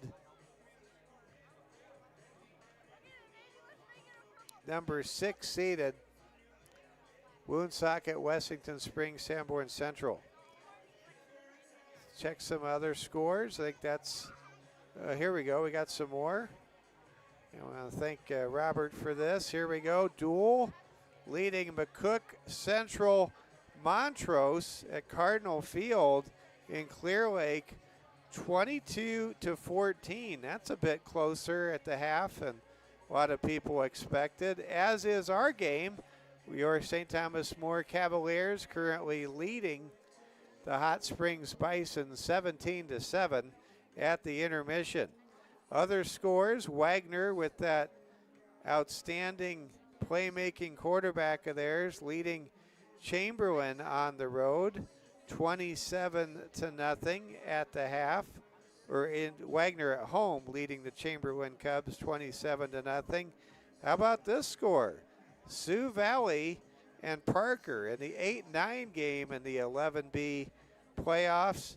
The Sioux Valley Cossacks and the Parker Pheasants tied 8-8 at the half. That's a look at some scores, and we'll see how everything plays out. But Elk Point Jefferson, #1 and undefeated, off to a great start. But they are not playing a team the caliber of Hot Springs. Flandreau just 2-6 on the year, barely getting into the field. Hot Springs, on the other hand, 4-4. And some of Hot Springs' losses were close losses, like the opening night setback to Winter. And let's also not take lightly the fact that Hot Springs has improved so much from when the year began to where they are today. We've got ourselves a game. We are halfway through this one. STM 17, Hot Springs 7. How about that one-handed catch by Max Speed on the opening drive to the game? That was absolutely remarkable. One of the greatest catches I've ever seen in a high school football game. And he just made it look absolutely easy. And that's really saying something right there. Let's get some more scores. Coach Hollenbeck sending some scores in. And let's see what we've got here. See if we have any new scores to pass along from what we had earlier. Here we go. How about Belle-Fourche? Belle-Fourche Bronx at home on top at the half over the Rapid City Christian Comets, 7-6. Belle-Fourche has come a long ways, folks, this year, trying to knock the Comets out of the playoffs tonight up in Butte County. Other scores tonight, Canton at home leading Tri-Valley 17-13. The Madison Bulldogs, #4 in Class A, leading Millbank 14-6 at the intermission. And that's a look at some scores for you. Again, monitoring the game that will produce the opponent for whoever wins this game. Our game tonight, it's MVP really hitting their stride late in the year under their first-year head coach, leading Mobridge Pollock 26-12. Understand Mobridge Pollock has one of the best running backs in the state, and he was injured earlier this month, and he's back for the playoffs, but one might wonder if that running back is 100%. It's great to see all the kids out there running around playing some football. It's I had somebody I talked to comment on it, just what a great sight it was. Want to thank Regan Dewar. He saved the day noticing that one of our cameras, one of our many cameras, was not connected properly to its power source. You get an award for that. I owe you some Taco Bell somewhere. All these fans do. Could you imagine if every one of these viewers got you Taco Bell? It would last a lifetime. Well, all of you viewers, you owe Regan some Taco Bell. That's pretty. Every time I see him eating something, that's the only thing I see him eating. That's why I say he deserves Taco Bell. I'm sure his parents cook well for him at home. Here we go. We are just minutes away from starting the second half of this one. Let's see if we can get a score from the National Football League tonight.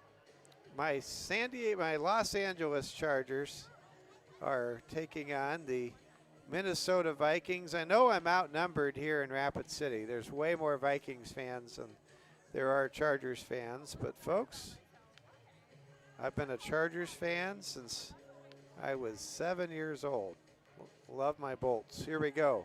Chargers lead the Vikings 14-3 with 6 minutes to go in the first half. Whoa, Cameron Dicker, the kicker, actually missed a field goal. Can't remember the last time that's happened. Oronde Gadsden, an 8-yard touchdown catch from Justin Herbert. Gadsden, the 5th-round draft pick out of Syracuse, coming on strong. He's a tight end, but he's really more like a receiver that plays tight end. Kamani Vidal for the Chargers, 3-yard touchdown run. And how about Will Reichard, the kicker for the Vikings? He had a 54-yarder. I think Reichard's one of the 5 best kickers right now in the National Football League. And thank you, Coach Allenbeck. Shares with me the Chargers are up 14-3. Appreciate you watching. We love you, Coach. Sturgis 13, Spearfish 7. The Scoopers have stormed back against their arch rival to the north, or to the west. And man, we're having a lot of fun with all these scores. Tomorrow night, the World Series begins. Game 1 of the World Series. The Dodgers and the Blue Jays. Home field advantage is in Toronto. Dodgers come in, deservedly so, as heavy favorites. Dodgers trying to become the first National League team to win back-to-back World Series titles since the Big Red Machine of the mid-1970s. And the Dodgers, in my opinion, they could easily have like 4 World Series titles in this decade. They have just been that good. Once upon a time when the Dodgers had Trey Turner in the middle of that lineup with Mookie Betts and Will Smith, that was horrifying if you're a Padres fan like me or any National League fan. Here we go. We are ready to begin the second half. The Cavaliers will kick right to left across your screen. Set to return, Connor Coons for Hot Springs. Also set to run it back, Grant Heil. Here we go. Cavaliers and the Bison. 24 minutes to decide who will advance to the second round of the South Dakota playoffs and reach the final 8 in 11B next week. Here comes a long kick. Coons will handle it. He gets hit, stacked up and dropped off his pins at the 18-yard line. Coons gets some forward progress, and the Bison will take over first down and 10 at their own 18-yard line. We're happy to have you along with us tonight. Thank you for making us a part of your evening plans. It's a little different this time of year. Playing on Thursday night, we get so accustomed to Friday night lights, but we shift the first 2 rounds of the playoffs every year to Thursday nights. Here we go, back to throw Heil. Heil under pressure, throws over the middle, pass is incomplete. Pass was intended for Connor Kramer. Good coverage that time in the secondary for St. Thomas More by Graydon Juvie. Juvie slid over there from a safety spot and picked up Kramer. So Hot Springs getting aggressive as they start the second half, trailing by 2 scores. Quickly going to the pass downfield, something we did not see very much of from the Bison offense in the first half. Here we go. Heil's going to give the ball to Kopel. Kopel breaks it outside and then gets dropped. Good tackle there, Brody Willits. Cooper Sales combining on the stop for the Cavaliers. It'll bring up 2nd down and 10. Hot Springs rotating in personnel. The Bison, regulars in the playoffs, they reached the Final Four in 22, and they celebrated a championship in the Dome in 23. Bison break the huddle. They go 3 wide. Cavs show stunt. Kuntz kind of sliding over in motion. Heil in trouble, gets out of a potential sack, now zings it. There's a man open and it's broken up. Great defense by who else? The Swiss Army knife, Kane McLeod. McLeod does everything well. Watching McLeod play football is like watching a Roger Moore James Bond movie. He can just do whatever he has to do as a British spy in those James Bond movies. Here we go. Set to punt now for Hot Springs.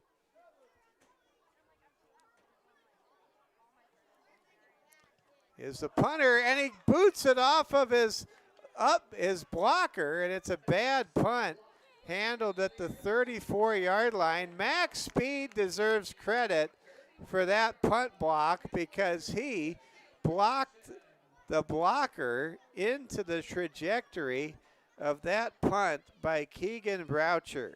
Wow.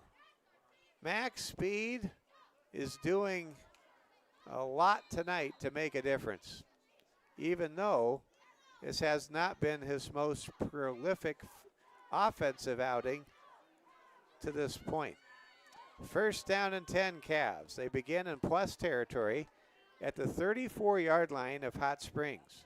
In the gun, it's Noah Wald. Wald, the commander, gives the ball to Juvie. Juvie breaks it loose. He's at the 25, the 20, the 15, and he's pushed out of bounds at the 13-yard line. Good blocking in tight quarters there by senior receiver Ryan Negebauer. And give credit to Juvie. He sees the field so well, and he was very patient, and that was the key to making that 22-yard scamper go for the Cavalier running game. 1st down and 10 STM. Ball is at the Hot Springs 13. Triple diamond formation on the near side. In the backfield, it's Juvie. Back to throw in the shotgun is Wald. Wald thinking about running, now throws. He's got a man open. That's a touchdown. Touchdown, Broden Sales. His 2nd touchdown of the night. And the Cavaliers are on top 23-7. Noah Wald was thinking about running, but Noah demonstrated on that play what makes him truly great. He always has his eyes downfield. Jets quarterback Justin Fields could learn a lot from watching Noah Wald play the position. Here comes a PAT kick now for STM. Ball is snapped back. It's down. Kick is up by Stamper, and it's good. St. Thomas More now with some breathing room and a 3-score advantage early in the second half. St. Thomas More 24, Hot Springs 7. You're watching first round playoff coverage from Cavalier Field at 300 Fairmont Boulevard in Rapid City, South Dakota. The Cavaliers and their faithful making some noise, all smiles. It was tense for quite a while here, especially when this game was tied 7-7 midway through the first half, but not anymore. The Cavs with a 24-7 lead. They were able to force a 3-and-out, get a partially blocked punt as Max Speed pushed a punt block, special teams blocker, into a punt, and the Cavs with a short field cash in on a 3-play touchdown drive culminated by a 14-yard touchdown pass from Noah Wald to wide receiver Broden Sales. And Sales now with 11 touchdowns on the season. What a year for Broden. Here we go. Here comes the kick. It's handled at the 15. Ahead to the 20 it goes. Return is still going. What a tremendous effort by Connor Coons. Coons that time really resembling his teammate Clancy Copel, just refusing to go down. A flag came in late. That could be a hold, and it is. So that wipes out a good amount of the yardage on that great return. The hold seemingly was unnecessary because Coons was getting it done.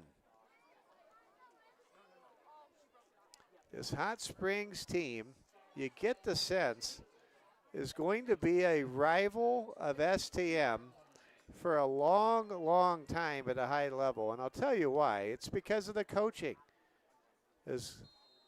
These two coaching staffs are as good as you're going to find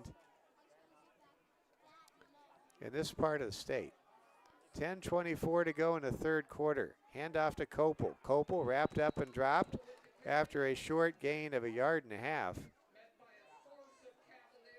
Cavaliers trying to advance to the second round. The Cavs, the number 2 seed in the 11B playoff field, do not have to go on the road to go to the Dome. Literally, the Cavs are trying to prove that home equals Dome. No bus trips for the Cavaliers this year, except if they can reach the state title game and go to Vermilion. Back to throw Heil. Heil's pass is almost intercepted. Pass was high, intended for Connor Coons. And what an effort there by the Cavaliers' Kane McLeod. McLeod almost came up with that pick. Earlier, the Cavaliers did get an interception. Junior Cooper Sales had a sliding, diving interception catch on a long pass from Grant Heil. That was way back in the first quarter when we still had some specks of daylight amongst our beautiful Black Hills sunset. Back to throw Heil. Heil in trouble, falls down, and then gets officially sacked by a pass rusher coming in from the linebacker spot. What a great play right there for STM. And Brody Lee gets the sack. What a great player Brody Lee is. And that sack right there is just as much anything, if anything, chalked up to the fact that Lee has a motor that's always on. Cavaliers now getting ready to handle a punt. This is a quick low punt on a direct line to McLeod. He has it at the 40. Steps out of a tackle, loses his balance, and Owen White drops him at the 40-yard line. There is a player shaken up for a moment on the play by Hot Springs, and the flag is down. Well, I had some real concerns that St. Thomas More could struggle against Hot Springs from a physicality standpoint. However, that has not played out the way that I was concerned about. I was worried about maybe the Cavs taking some really hard hits. The Bison got some big hits on the Cavs last time, but it seems like tonight the Bison, to their credit, they have been playing penalty-free football, and they've been very measured at how they've been playing this game, and they have been physical, just not to the same level, I would say, as they were the first time these teams played down in Hot Springs. Running to the right, getting tackled at the point of attack is Graydon Juvie. Good job there by Clancy Copel, and also in on the stop was Connor Kramer. Cavaliers leading 24-7. Cavs with 3 touchdown passes from Noah Wald, the commander. Noah, in his first meeting against Hot Springs. See if I can find the stats. I brought them with me to this time. Back to throw is the quarterback Wald. He completes a pass for a gain of 8 yards. That's going to be a gain of about 8. It'll bring up 3rd down and 3. So the first time these two teams met, Noah Wald passed for 181 yards. He was 11 for 18. And that seems like about the same yardage pace that Wald is on tonight. The key for Noah Wald is he's thrown 3 touchdown passes. Cavs go 4 wide. Triplets to the near side. Handoff goes to Juvie, and Juvie gets stacked up and dropped. Good tackle there by Coons. Coons went low, and some of the linebackers cleaned up top for Hot Springs. What a tradition the Hot Springs football program has, so does STM. I can just feel it, though. With Kramer and Hagan and these coaches, I think you're going to see big games between STM and Hot Springs for a long, long time. Here we go. Here comes a punt out of bounds, and we have reached a viewership milestone. I can't get into it because I have a policy that I keep about not saying how many people are watching, but wow. All I can say is, way to go, Security First Bank, for sponsoring our games. A tremendous audience tonight. We thank all of you for tuning in. STM 24, Hot Springs 7. Cavaliers now on defense, trying to continue to stack good play after good play.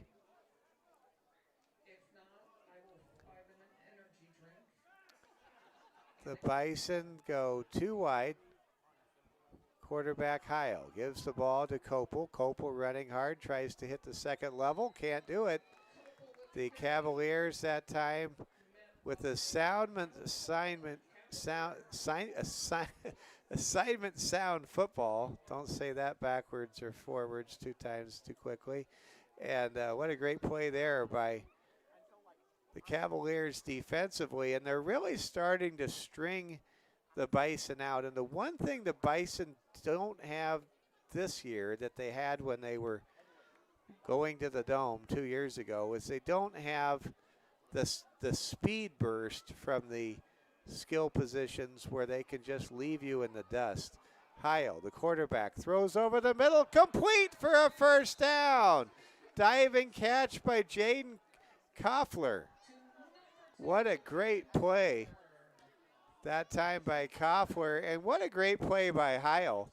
He seemingly was losing his balance and just suddenly threw a dart downfield, and had Koffler been able to keep his footing, He may have had a chance to break that for a big play and potentially a second touchdown. First down and 10. Bison on the move for the first time since back in the second quarter.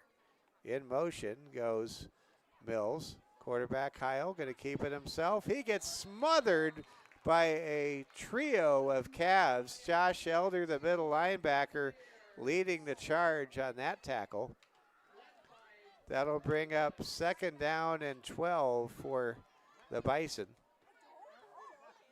How about the Lady Cavalier volleyball team? Big shout out, congratulations to Michaela Phillipson, head coach for the Lady Cavs. The volleyball team won a share of the Black Hills Conference title with a straight set victory at Belle Fourche last 2 nights ago. We will bring you the showdown at the Security First Bank Court of Champions Tuesday night as STM hosts Rapid City Christian, and the Lady Cavs go for an outright Black Hills Conference title against an outstanding Comets team that is battling for a share of the conference crown along with Spearfish. Clock stops on the incomplete pass for Hot Springs at 4:25 remaining in the third quarter. So the Cavs' last home playoff game was in mid-October at O'Hara Stadium on the Mines campus. How about the Larson brothers that night? And how about that 48-yard touchdown run by Matt Larson, the sophomore fullback in that game? This is one of the great moments in Cavalier history with Matt Larson. It's 4th down and 11 on an incomplete pass, and here comes Barcher out to attempt the punt. Keegan Brocher, rather, not Barcher, Brocher, comes out to punt it away. It's 4th and 11. Back to return, Kane McLeod. McLeod with 13 punt returns on the season. Also back there, Graydon Juvie. Kick goes to McLeod on a hop. Juvie sets up a block. The block doesn't work as Kramer is there to wrap up Juvie and throw him down. Actually, McLeod rather, and throw him down. The Cavs fans wanting to see some new players come in. They love seeing all their players get out there. How about the students and everybody here at STM last week for homecoming? What a fun time that was. Cavs with a great homecoming, and we've had a lot of fun this season, and so glad it continues in the playoffs. And we're thrilled to have Technical Director Braden Strain and Regan Dewar on the broadcast, because the last couple playoff games we've brought you have been road games, and I've been on my own without the crew. Here comes a flare-out pass, and that's a big play. Streaking downfield is the receiver on the play, and that's a touchdown. Touchdown, St. Thomas More. We'll see who that player was. Kane McLeod with a touchdown. Couldn't spot who it was. Again, the Cavs with their uniforms, black on blue. So hard to tell who has the ball until the player gets right in front of you. Cavs with a 30-7 lead. Wow, that really broke this game wide open for STM. Cavs looking to take a big first step towards a trip to the 8th wonder of South Dakota, the Dakota Dome. Here comes the kick up through the uprights, and it's good. St. Thomas More 31, Hot Springs 7. The Cavs now with a commanding 24-point lead with 3:55 to go in the third quarter, and some of the fans are heading for the exits here, and I'm surprised. It's a nice night. Maybe they're Viking fans and they are trying to catch 2 football games at the same time. I don't know. St. Thomas More now with 4 touchdown passes from Noah Wald. And Cavaliers really rolling right now. And let's see if we can get some scores in. And here we go. Pass this along, our good friend Fredo. Hill City 26, Great Plains Lutheran nothing. That's a 9-man AA playoff game. So Hill City controlling the Great Plains Lutheran Vikings 26-0 at the half. So our friend Fredo enjoying that. And let's go ahead now and get back to action. This was a 7-7 game midway through the second quarter. Now we're in the tail end of the third quarter, and Cavs are able to put up 24 consecutive points against their arch rival to the southwest. Hot Springs will take over on offense. So when this night is through, if Hot Springs cannot rally, just know this, Bison fans, if you're watching, STM has been there. Only 2 years ago, in Coach Austin Hagen's first season, the Cavs were eliminated in the first round of the playoffs at Dual in Clear Lake. And check that. No, it was actually Colton at Tri-Valley. And the Cavs finished 4-5 on the year, but were much better than their record indicated. And that's exactly where Coach Kramer and the Bison might be when the night's done. But I'm telling you, there's a run by Joe, a good tackle there by linebacker Joe Giacometto. But when you look at the Bison, if they're 4-5 after a tough schedule this year, I'm telling you, folks, Cavs know what that's like. That's where they were just 2 years ago. Look where the Cavs are now, and Hot Springs could be right where the Cavs are now within 2 years. Don't bet against it. 2nd down and 6. Ball is resting at the Bison 33. Heil in the gun on an RPO handoff. Gives it to Kopel. Kopel gets tackled backwards. And Joe Giacometto is suddenly turning into a tackling machine from his linebacker spot. Joe, who sustained a broken hand in a game earlier this season. I think that was the MVP game. He started to get a little better midway through the year, and he is close to 100% now. 3rd down and 5. 2:19 to go in the third quarter. Heil throws a pass complete. Close to a first down. I think he got it to Jaden Kofler. And that's going to push the ball with forward progress beyond the 40-yard line to the 41. Hot Springs starting to demonstrate some efficiency and potency on offense. This is the best start to a drive the Bison have had this half. And let's see what the Bison do next. In the gun, it's Grant Heil. Heil, who had a 71-yard touchdown run back in the first half, gives the ball to Kopel. Kopel getting pulled from behind, and there's Negebauer to make the stop. And Broden Sales, actually Sales was holding on, but it was Negebauer who made the stop. Ryan Negebauer. He does so many things that do not show up in the statistical columns. What a difference he makes, and when he's such a weapon. And you know, you look at the Broncos defense. They drafted a third corner, and you thought, do they really need a third corner? When you watch the Ryan Negebauer play for the Cavs, the answer would be yes. It's good to have one. Here we go, another tackle for loss. Elder comes up. Brody Willits is in the neighborhood. and the Cavaliers are able to force 3rd down and 6 now.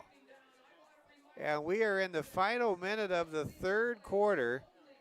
Cavaliers right now really looking strong, playing like the number 2 ranked team in the state.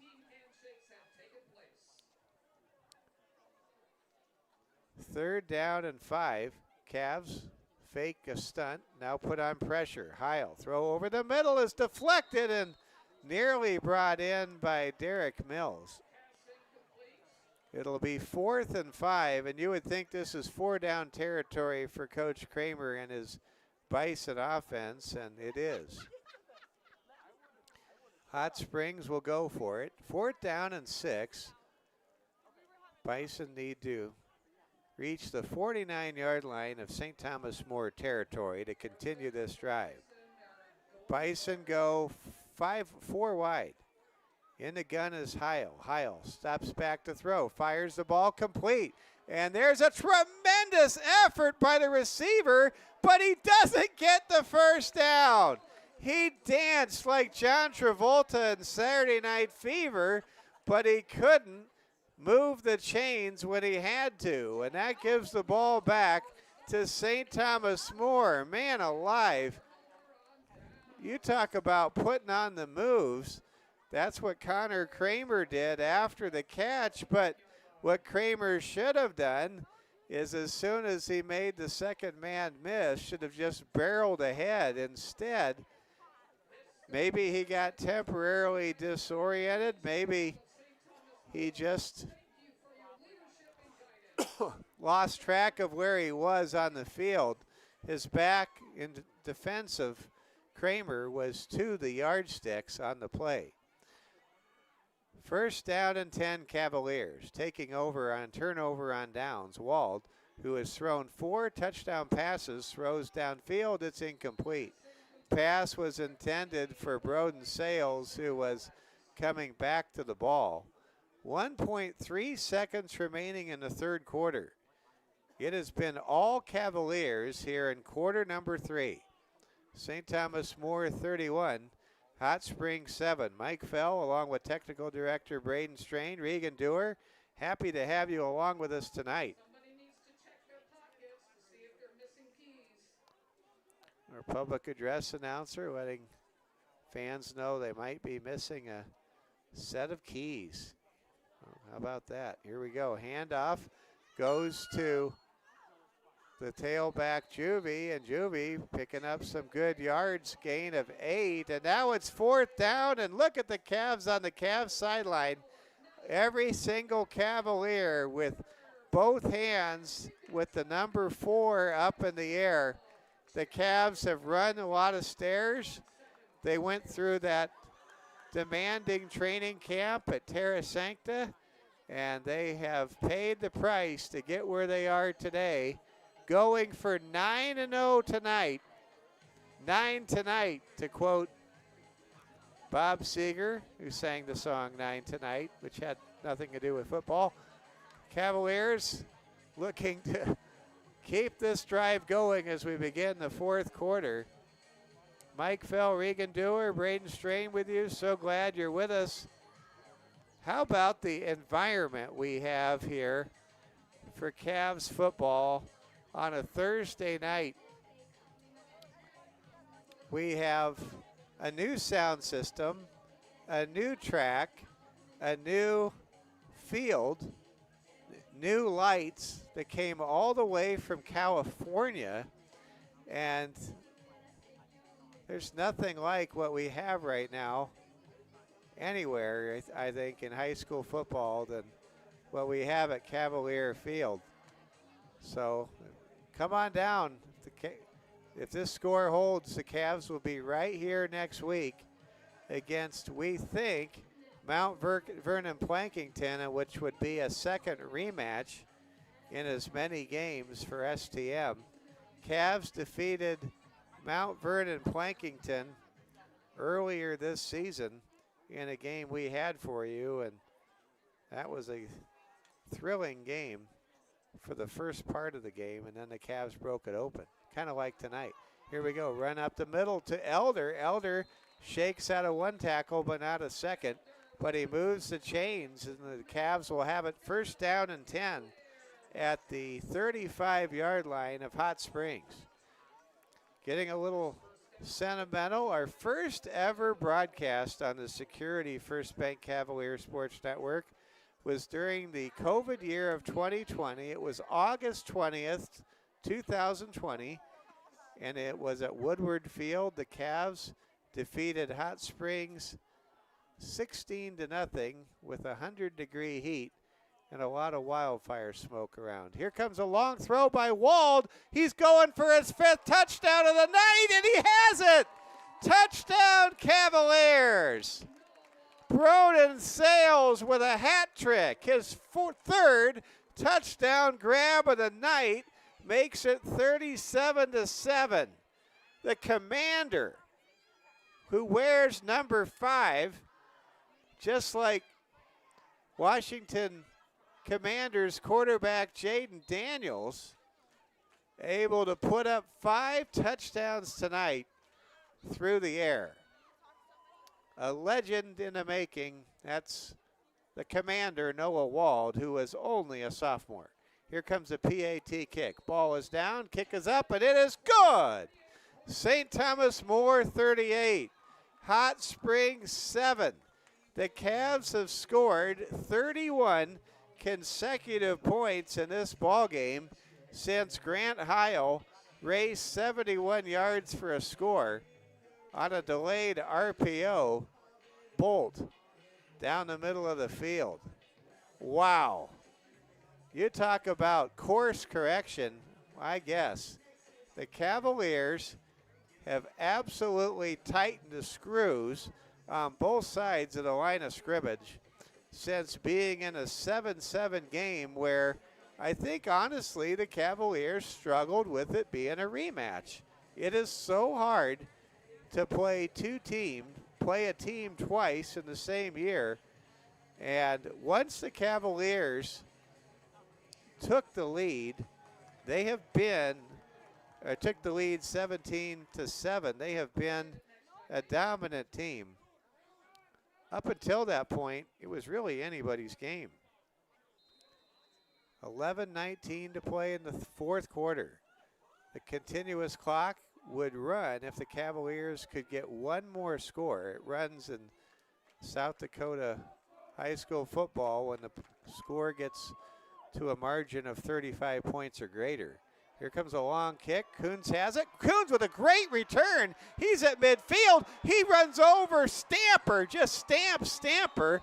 Runs past the 40, past the 35, and Connor Coons is escorted out of bounds at the 30.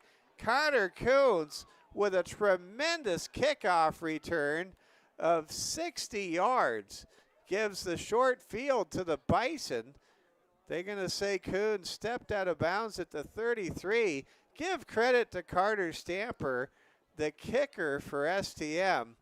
Not all kickers get their nose in there like he did, and he may have kind of taken the quills of the porcupine, so to speak, there, but give credit to our kicker, Carter Stamper. He was a football player on that play big time. Here we go. Here comes a quick handoff up the middle to Clancy Copel. Copel picks up 6 yards, and it'll bring up 2nd down and 4 for Hot Springs. Well, this Bison football team will be back in games like this. What a great state championship caliber program Hot Springs has. Future is bright in Bison territory. 2nd down and 4. Bison go 3 wide. Copel goes in motion. Here comes a handoff, or rather Copel is in the backfield, takes a handoff, gains a yard. It'll be 3rd down and let's call it 4. STM trying to keep it a single-digit game on the scoreboard as far as points allowed. Cavaliers between the regular season where they set a record for fewest points allowed of 22, breaking the 2024 Cavaliers defensive record of 26 points allowed. By the way, in case you're wondering, Coach Nowotny shared with me recently that Aberdeen Roncalli, I'll tell the story in a moment, long throw is picked off at the goal line by Ryan Nagebauer. What a touchdown saving pick by Ryan. He really crashed hard to the turf. Now he's up and he's okay. And listen to this crowd go wild. Ryan Nagebauer that time climbing a ladder like a fireman in a Wide World of Sports firefighter contest back in the day, making the pick and getting the automatic touchback for STM. Ryan showed his leaping ability. Man, did he go skyward to make that interception. That's the second time tonight the Cavaliers secondary has picked off Bison quarterback Grant Heil. Cooper Sales had the first interception of the night back in the first quarter. 9:38 to go in the fourth quarter.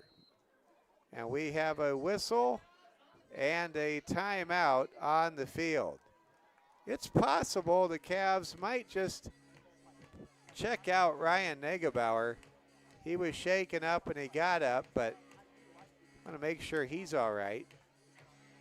And right now the Cavaliers, let's hear it for the cheer team. Good luck to the cheer team in Watertown.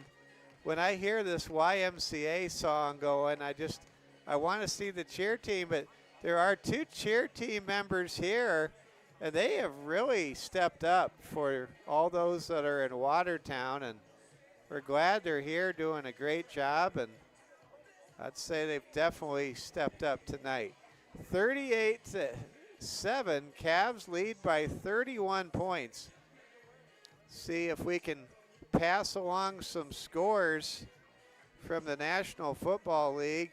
I think it's been a great night for the Chargers, and it has. The Chargers lead Minnesota 21-3. Ladd McConkey got a 27-yard touchdown pass from Justin Herbert. Exciting stuff there. I am regretting my decision to start Carson Wentz tonight. I should have not done that. Here we go. We're back to the action. Gotta love fantasy football. A perpetual process of second guessing and third guessing and fourth guessing. Here we go. 9:15 and counting. Cavaliers up 38-7. Mike Fell, Regan Dewar, Braden Strain bringing you tonight's action.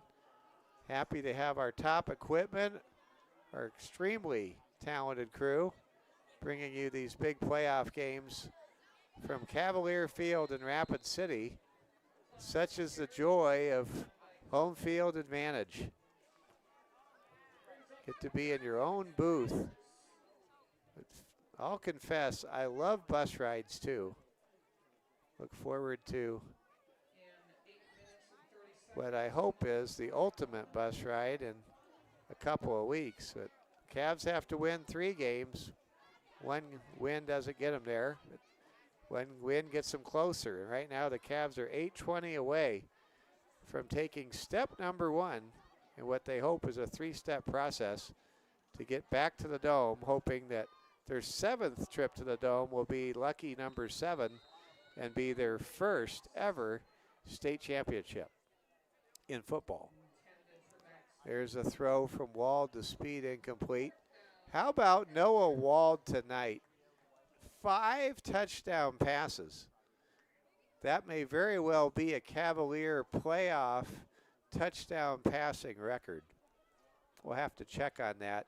I was sharing a little while ago, Aberdeen Roncalli in 2006 not only won the state title over St. Thomas More in the Dome, but that Roncalli Cavalier team had a state record 11 shutouts.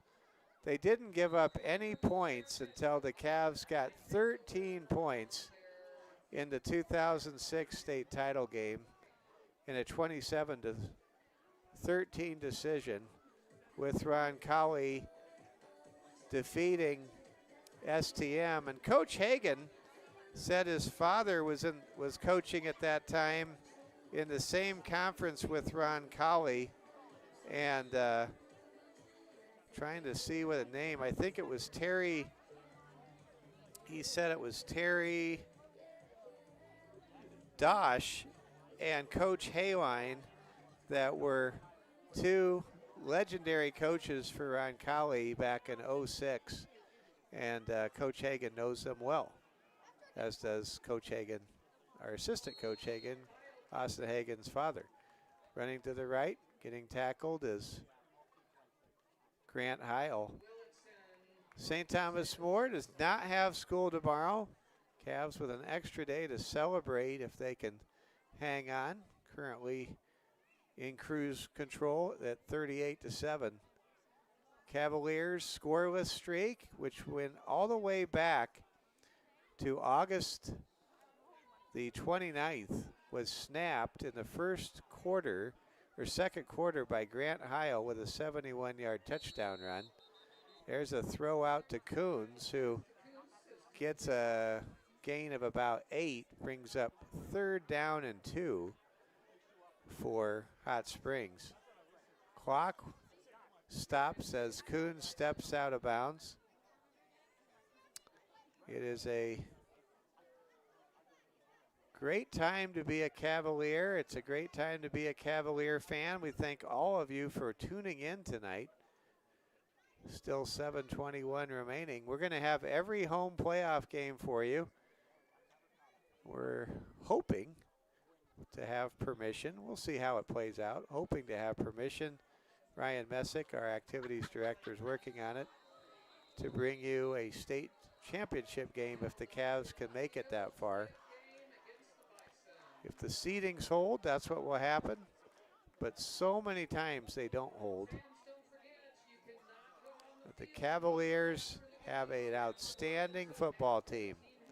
Number 2 in the state, going for 9-0 on the season tonight. Not very many Cavalier teams have ever been 9-0. 3rd down and 7 after a dead ball penalty at Hot Springs. Heil, the quarterback, takes a shotgun snap. Steps into a toss as pass is incomplete. It was intended for Jaden Koffler, and Josh Elder was there to make the hit if Koffler tried to bring it in. Koffler didn't handle the pass. Elder did not deliver the blow, and it's 4th down and 7 for the Bison. Bison looks like they might punt here. We'll give credit to Hot Springs. They hung tough with STM last time, 2 weeks ago. That was a 27-0 game. Tonight it's 38-7. In some respects, a very similar game. But I think Hot Springs has played better tonight than they did 2 weeks ago. On the road, by the way. Here comes a punt. It takes a favorable roll for the Bison and is downed at the 13-yard line of STM. So the Cavs will take over with their worst field position of the night. Cavs have been able to cash in on both the long drives and the short field. How about the defense for Hot Springs early in the evening? The Cavaliers were turned away from scoring in 4 of their first 5 possessions. That was some outstanding defense on display by Coach Kramer's Bison. And that really kept this game tight through the entire first half. It's been all Cavs here in the second half. Cavs have outscored the Hot Springs Bison 21-0 in the second half. Running with it is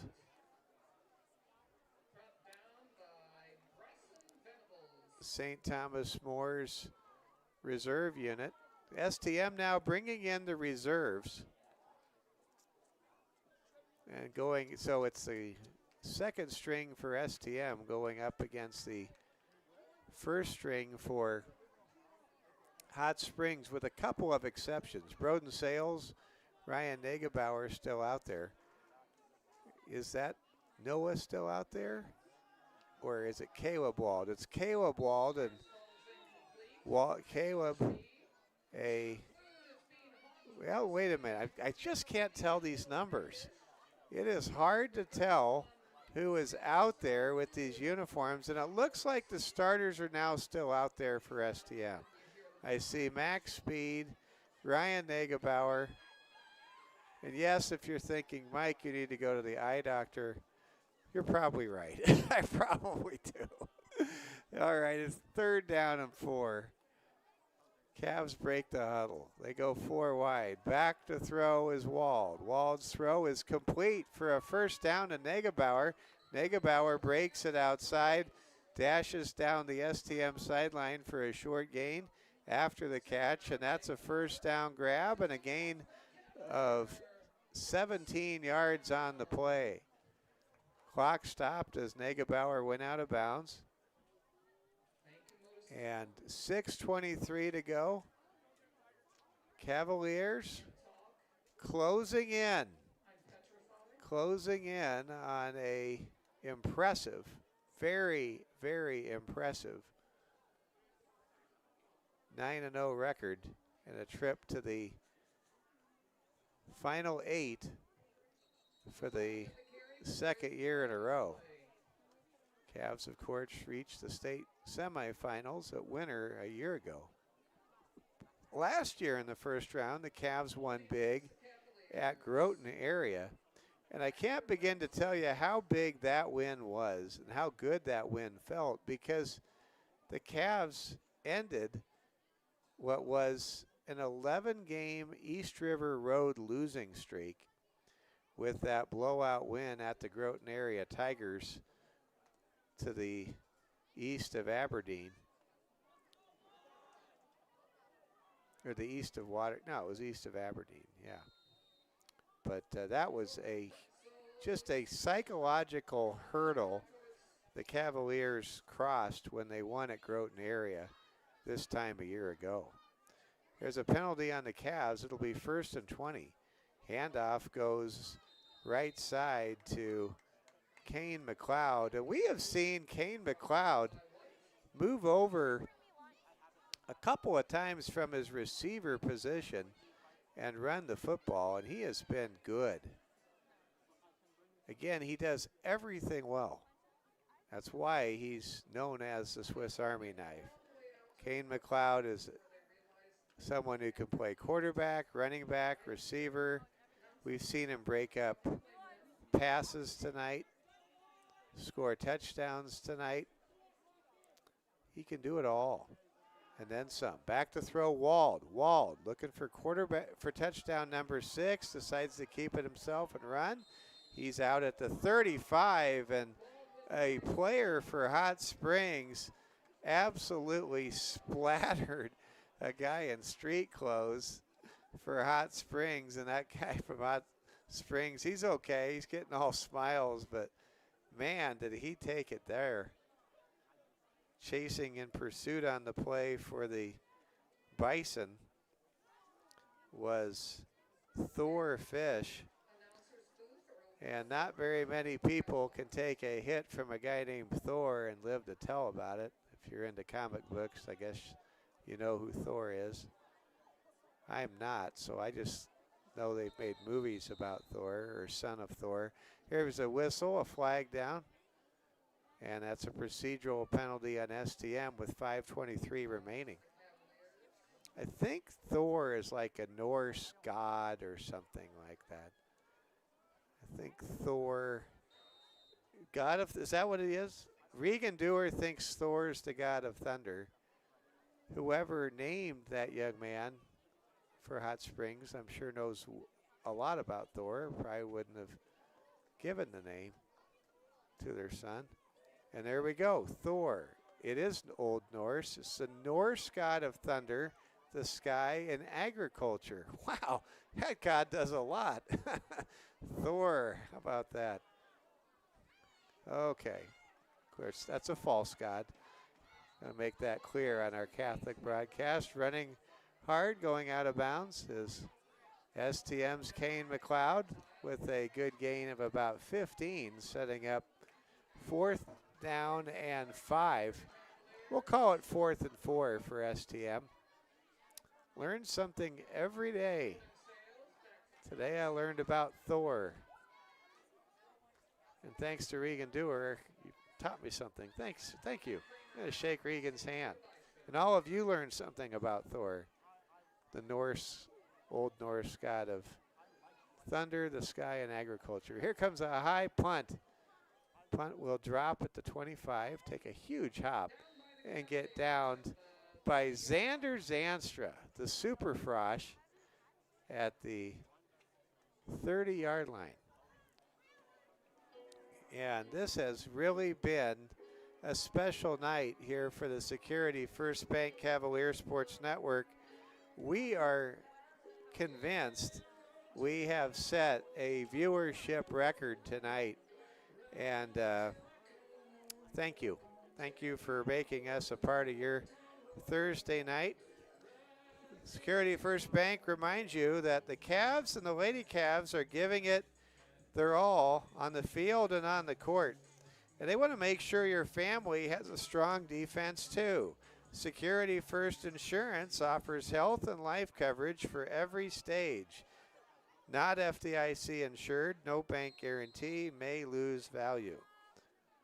All right, we're back to action. Under 5 minutes remaining. Hot Springs has hung tough tonight and 2 weeks ago in the first meeting between these teams. Stay tuned after the game. We'll do our best to round up a very in-demand head coach as far as post-game interviews. Our very own Austin Hagen closing in on his 21st win in his 3rd season as Cavalier coach. He'll hit that 7-win average mark with this victory tonight. Back to throw Grant Heil. Heil throws over the middle, and it's nearly caught by a sliding Connor Kramer. The Bison to be seeing their season come to an end. But a lot of these Bison you're looking at tonight, they have something that every one of these Cavaliers is trying to get, and that is a state championship ring. They won it all. Teams win it all, not individuals. These guys, most of them that were on the varsity for Coach Kramer 2 years ago, they won the whole thing. And they can take that with pride to the final day on this earth. 3rd down and 5. We've got a whistle and a flag down, and that'll be a delay of game against Hot Springs. But you're looking at a bunch of state champs when you look at Hot Springs. And for STM, we believe we can be state champs this year too. Here we go. Quick pitch. Goes out. It's a halfback pass from Kramer to a wide open Connor Coons. Coons running hard makes a huge play for Hot Springs. A trick play. Coons has his helmet ripped off and then handed to him. No flag, down to the 28-yard line. I don't know if Coons had his helmet ripped off or it just came off. Apparently it just came off. But now he can't get it back on again, so you wonder how it got off in the first place. When I was a kid, I used to wear my San Diego Chargers helmet from Sears, and it would come off when I made big plays. Then when I put the darn chin strap on it, I didn't like that very much. Okay, anyway, back to this game. 1st down and 10. Hot Springs splits out receivers to both sides of the formation. Mills goes in motion. Copel in the backfield, going to take it on a direct snap. Now it falls to the turf, and STM with a tackle for loss. Good penetration there by STMs. I think that was maybe it was Giacometto. No, it was the Blue Baron. Baron Slusarski on the tackle. Looking forward to when we have basketball season. Always fun to see the Blue Baron, one of the more popular members of the Cavalier basketball team. Son of Mitch Slusarski from Columbus, one of the legendary discoverers. Columbus High School in Class A in Nebraska back in the 90s. Here we go. Quick handoff goes to Clancy Copel, and he's dropped for a big loss. Cavaliers just swarming right now.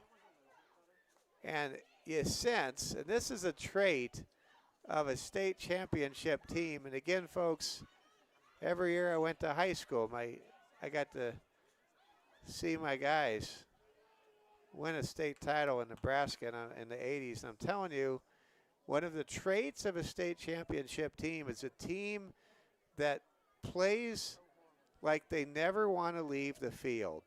And that's what this Cavalier team plays like. They play like they never want the game to be over. Here comes a throw, and it's incomplete.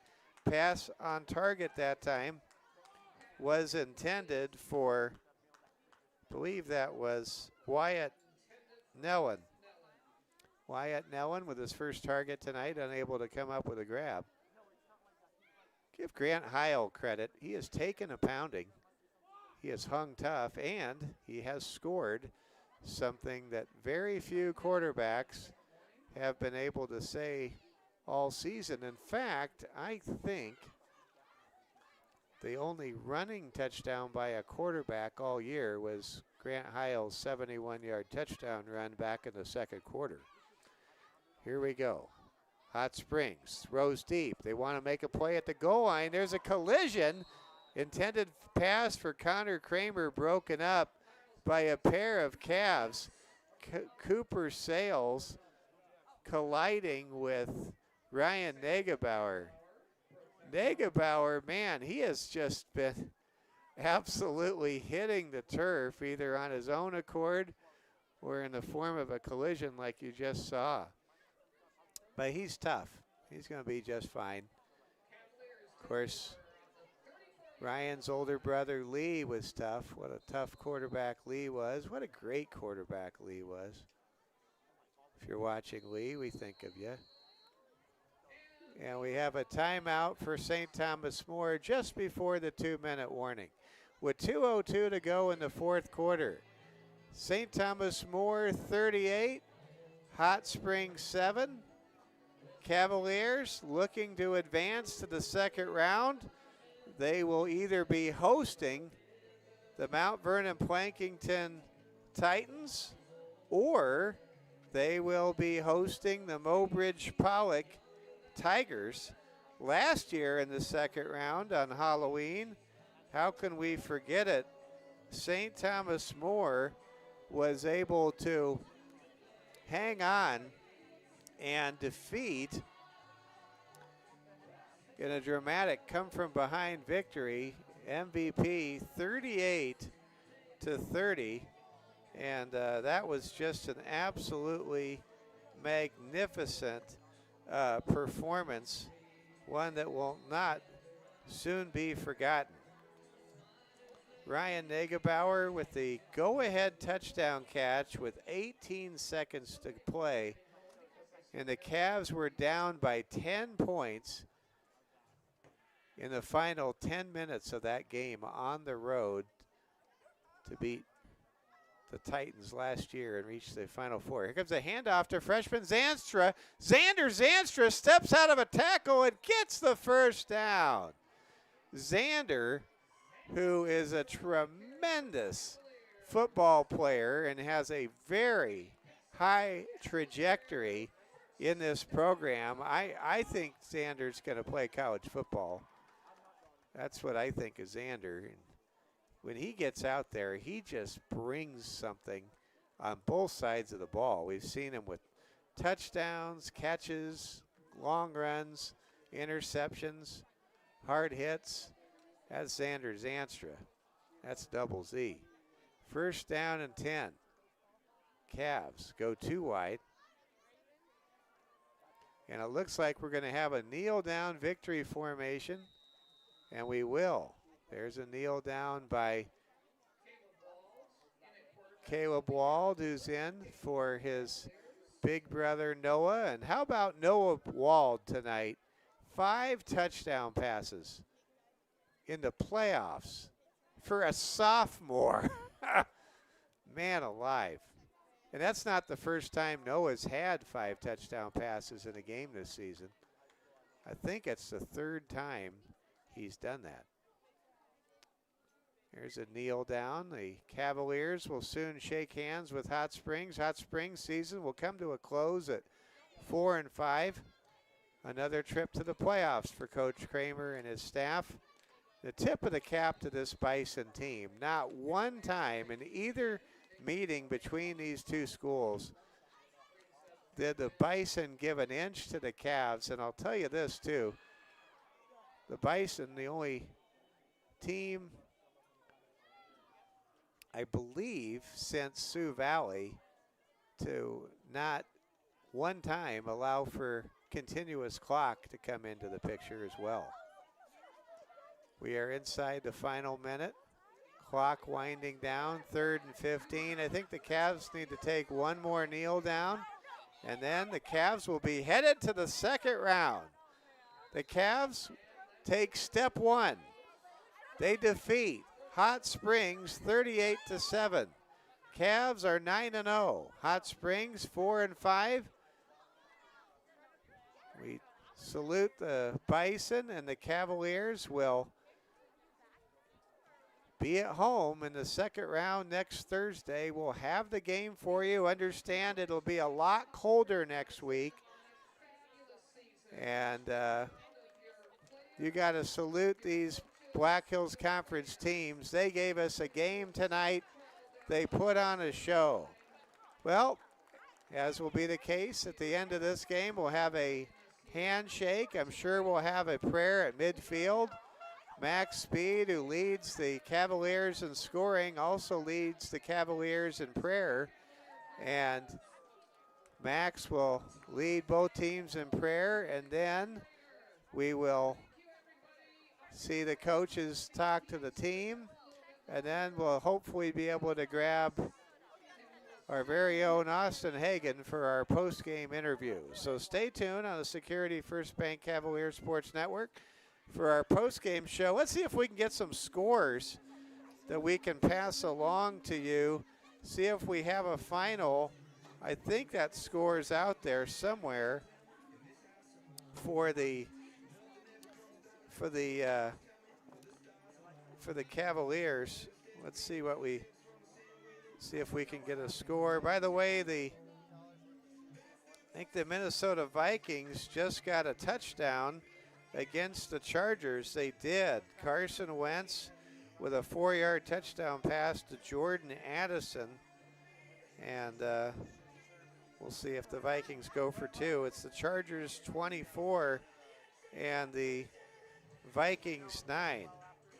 Let's see if we can check our scores here, see if we can get some scores. And we thank Coach Howenbeck getting us some scores. Here we go. Let's roll through the 11B playoff scores, and these are all final. STM advances again, 38-7 winners over Hot Springs, and they will face a red hot, and this team is playing great.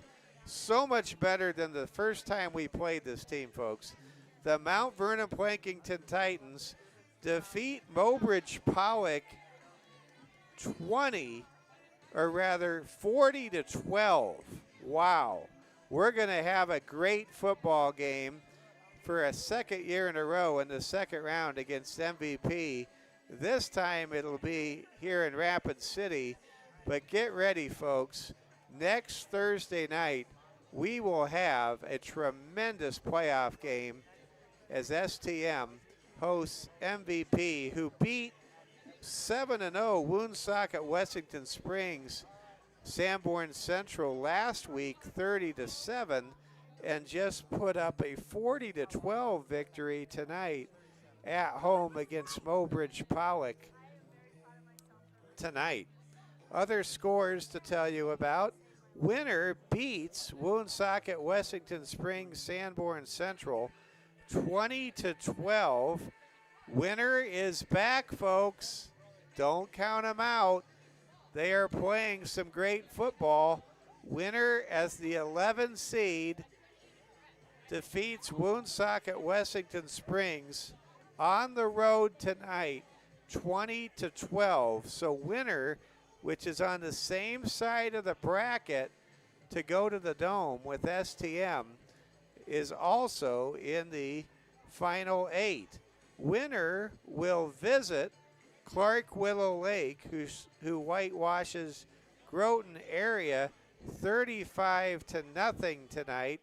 So it'll be the Cyclones and the Warriors in the other side, the lower bracket side of the 11B playoff field next week. And again, STM will take on Mount Vernon Plankington for the 4th time these teams have met in these last 2 years. Other scores in the playoffs tonight on the opposite side of the bracket to go to the Dome is Elk Point Jefferson defeating Flandreau 42-14. The number 1 ranked Huskies advance. They will host the Sioux Valley Cossacks, who pull out a dramatic 24-16 victory in the 8 versus 9 seed game in their first round game. And Sioux Valley, by the way, was in a bit of a track meet at EPJ just last week. Keep an eye on that game. That could be very interesting. Could have a big upset there. You never know. Other games to tell you about. The Dual Cardinals, they defend their home field, pull out a 36-22 score victory over McCook Central Montrose. The Cardinals advance to the second round. And Wagner blows out the Chamberlain Cubs tonight 33-0. So here is the quarterfinal field in South Dakota 11B playoff action. Elk Point Jefferson, the 1 seed, will be at home. And let's get the cords untangled here, Regan, as Coach Hagan comes up to talk to us. Let's go ahead and turn the lights on, too, if that's all right. And it'll be Dual versus Wagner. Wagner at Dual in Clear Lake at the dimly lit fairgrounds over there. STM will host Mount Vernon Plankington, and it'll be Clark Willow Lake hosting a very dangerous defending champion Winter Warriors Ball Club. Thanks to Security First Bank and all of our great sponsors. And we now talk to head coach Austin Hagan. Coach Hagan, congratulations tonight. Thank you. Man, this was quite a game. We knew that Hot Springs was very dangerous.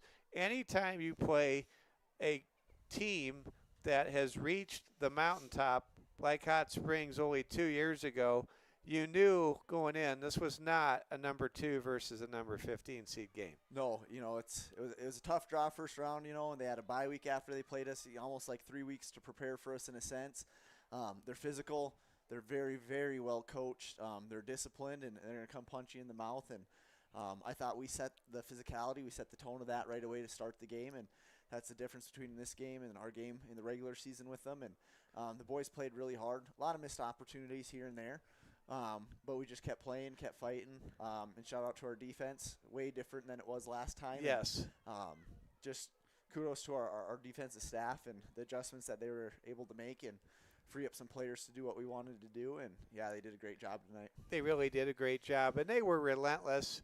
And, I got the feeling as I was watching the Cavaliers play in the fourth quarter that this team, and this is a trait I've noticed of the state championship teams I've been around, there's something about this Cavalier team that just tells me that they want to play a fifth quarter. They don't want to come off the field. They love this game, playing together and for each other so much. Yeah, yep, and there's not a difference with those guys, whether it's the first minute of the game or the last minute of the game. Just their tempo, their execution, their focus.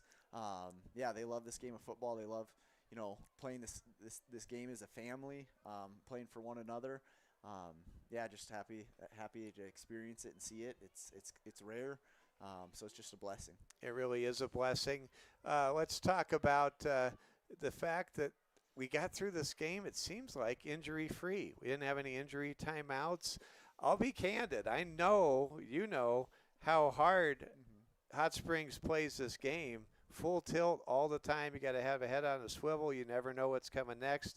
So to get through this game healthy, that's a win too. That's huge. Yep, that's the name of the game, especially when you get this late in the season and as small of a team we have as far as the roster goes, is just get out healthy, and we did that, and yeah, just happy with the outcome. So, Coach, when the game is played on the south side of the field and we have this uniform combination, it's hard for me to sometimes see the numbers.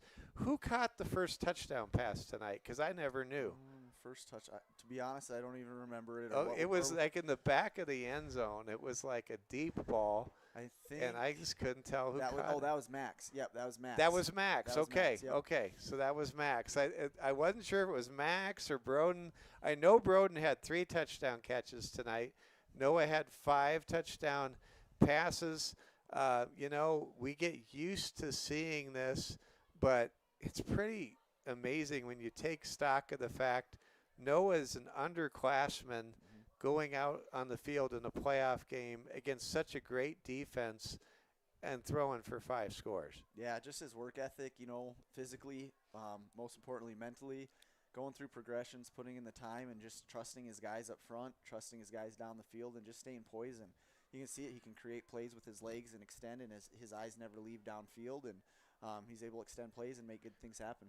So this time of year, juniors start playing like they're seniors, and I always think seniors almost turn into super seniors. Yep. We saw some remarkable things tonight. The one-handed catch by Max. Yep. Does he just do that all the time when we're not watching? Yeah. Okay. yeah, he's a heck of a player. He really is. Yep, and it's just that Yeah. connection between Noah and Max. They audible to something, and just happened. Another thing we saw, another performance I thought was really great around the edges. Two players, especially the spotlight.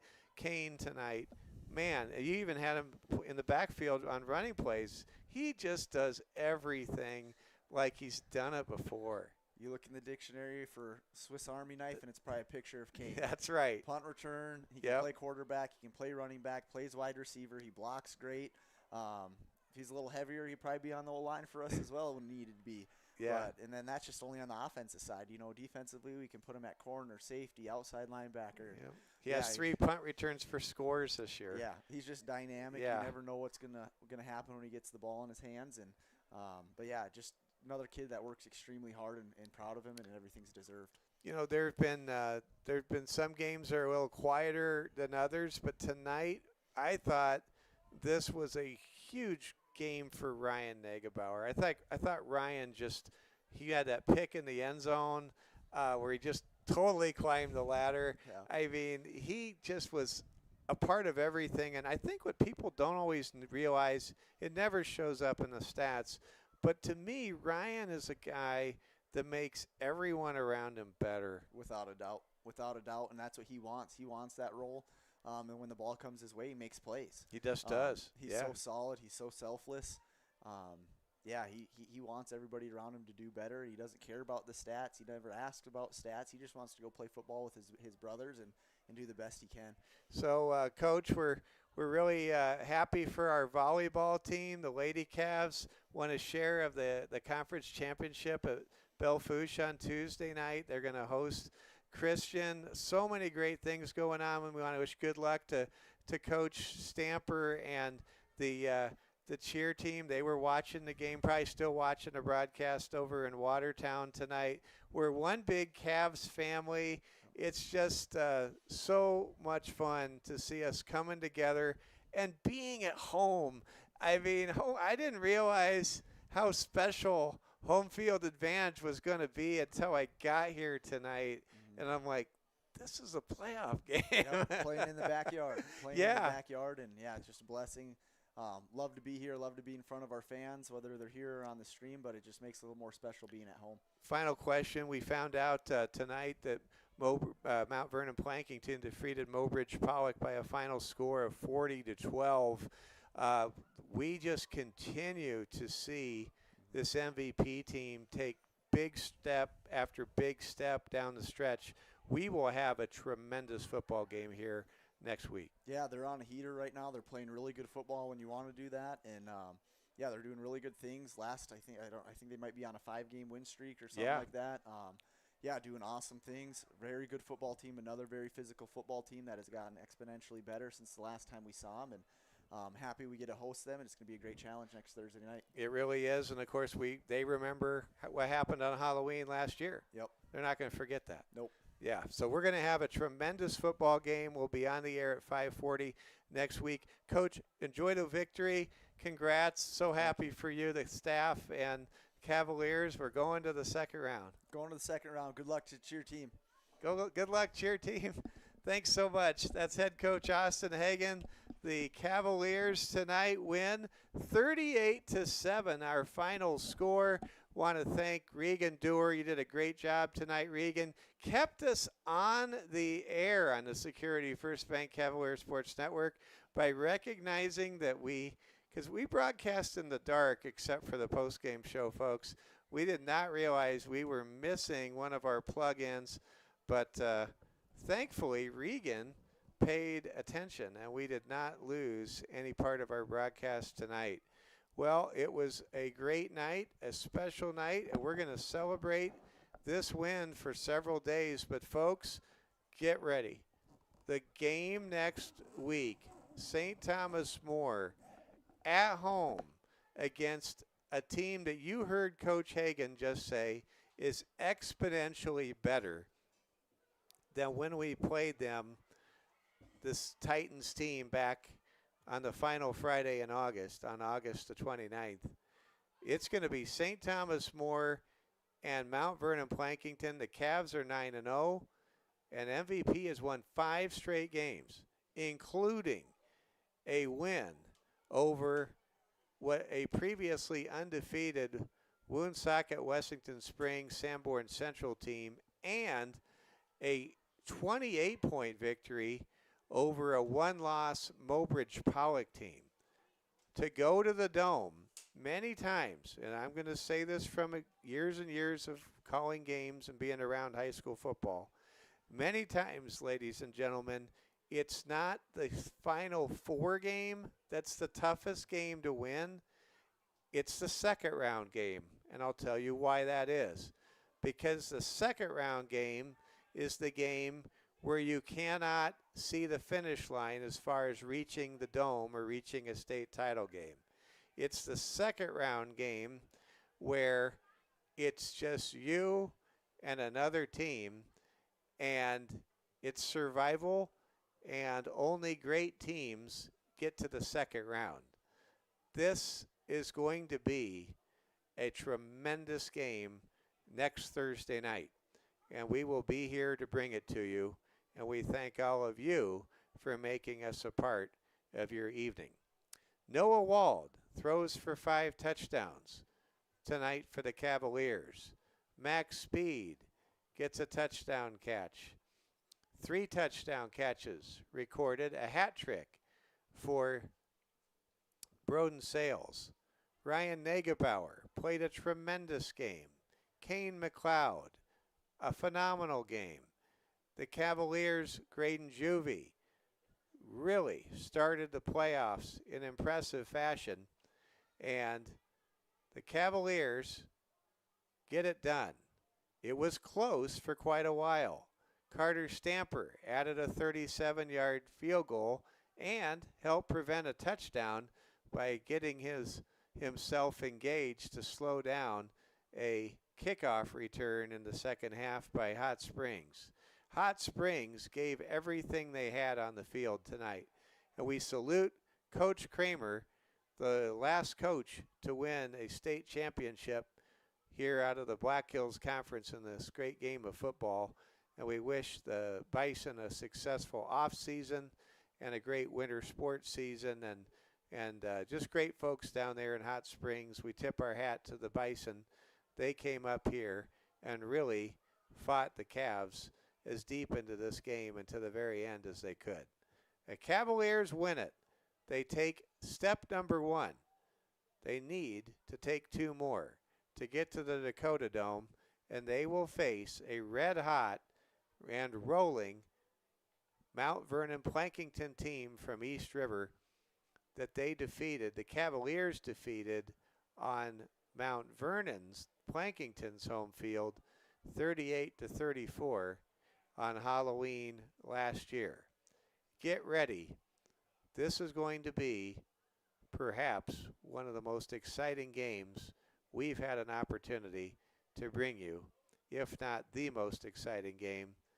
Get ready for the rematch and the 4th meeting between the Cavaliers and the Titans on Thursday next week. For Regan Dewar, for our technical director, Braden Strain, this is Mike Fell saying thanks for watching. Our final score tonight, St. Thomas More 38, Hot Springs 7. The Cavs are now 9-0, and they will take on Mount Vernon Plankington on Thursday night next week. For all of us here at the Security First Bank Cavalier Sports Network, thanks for watching. Cavs win. Good night from Rapid City, South Dakota.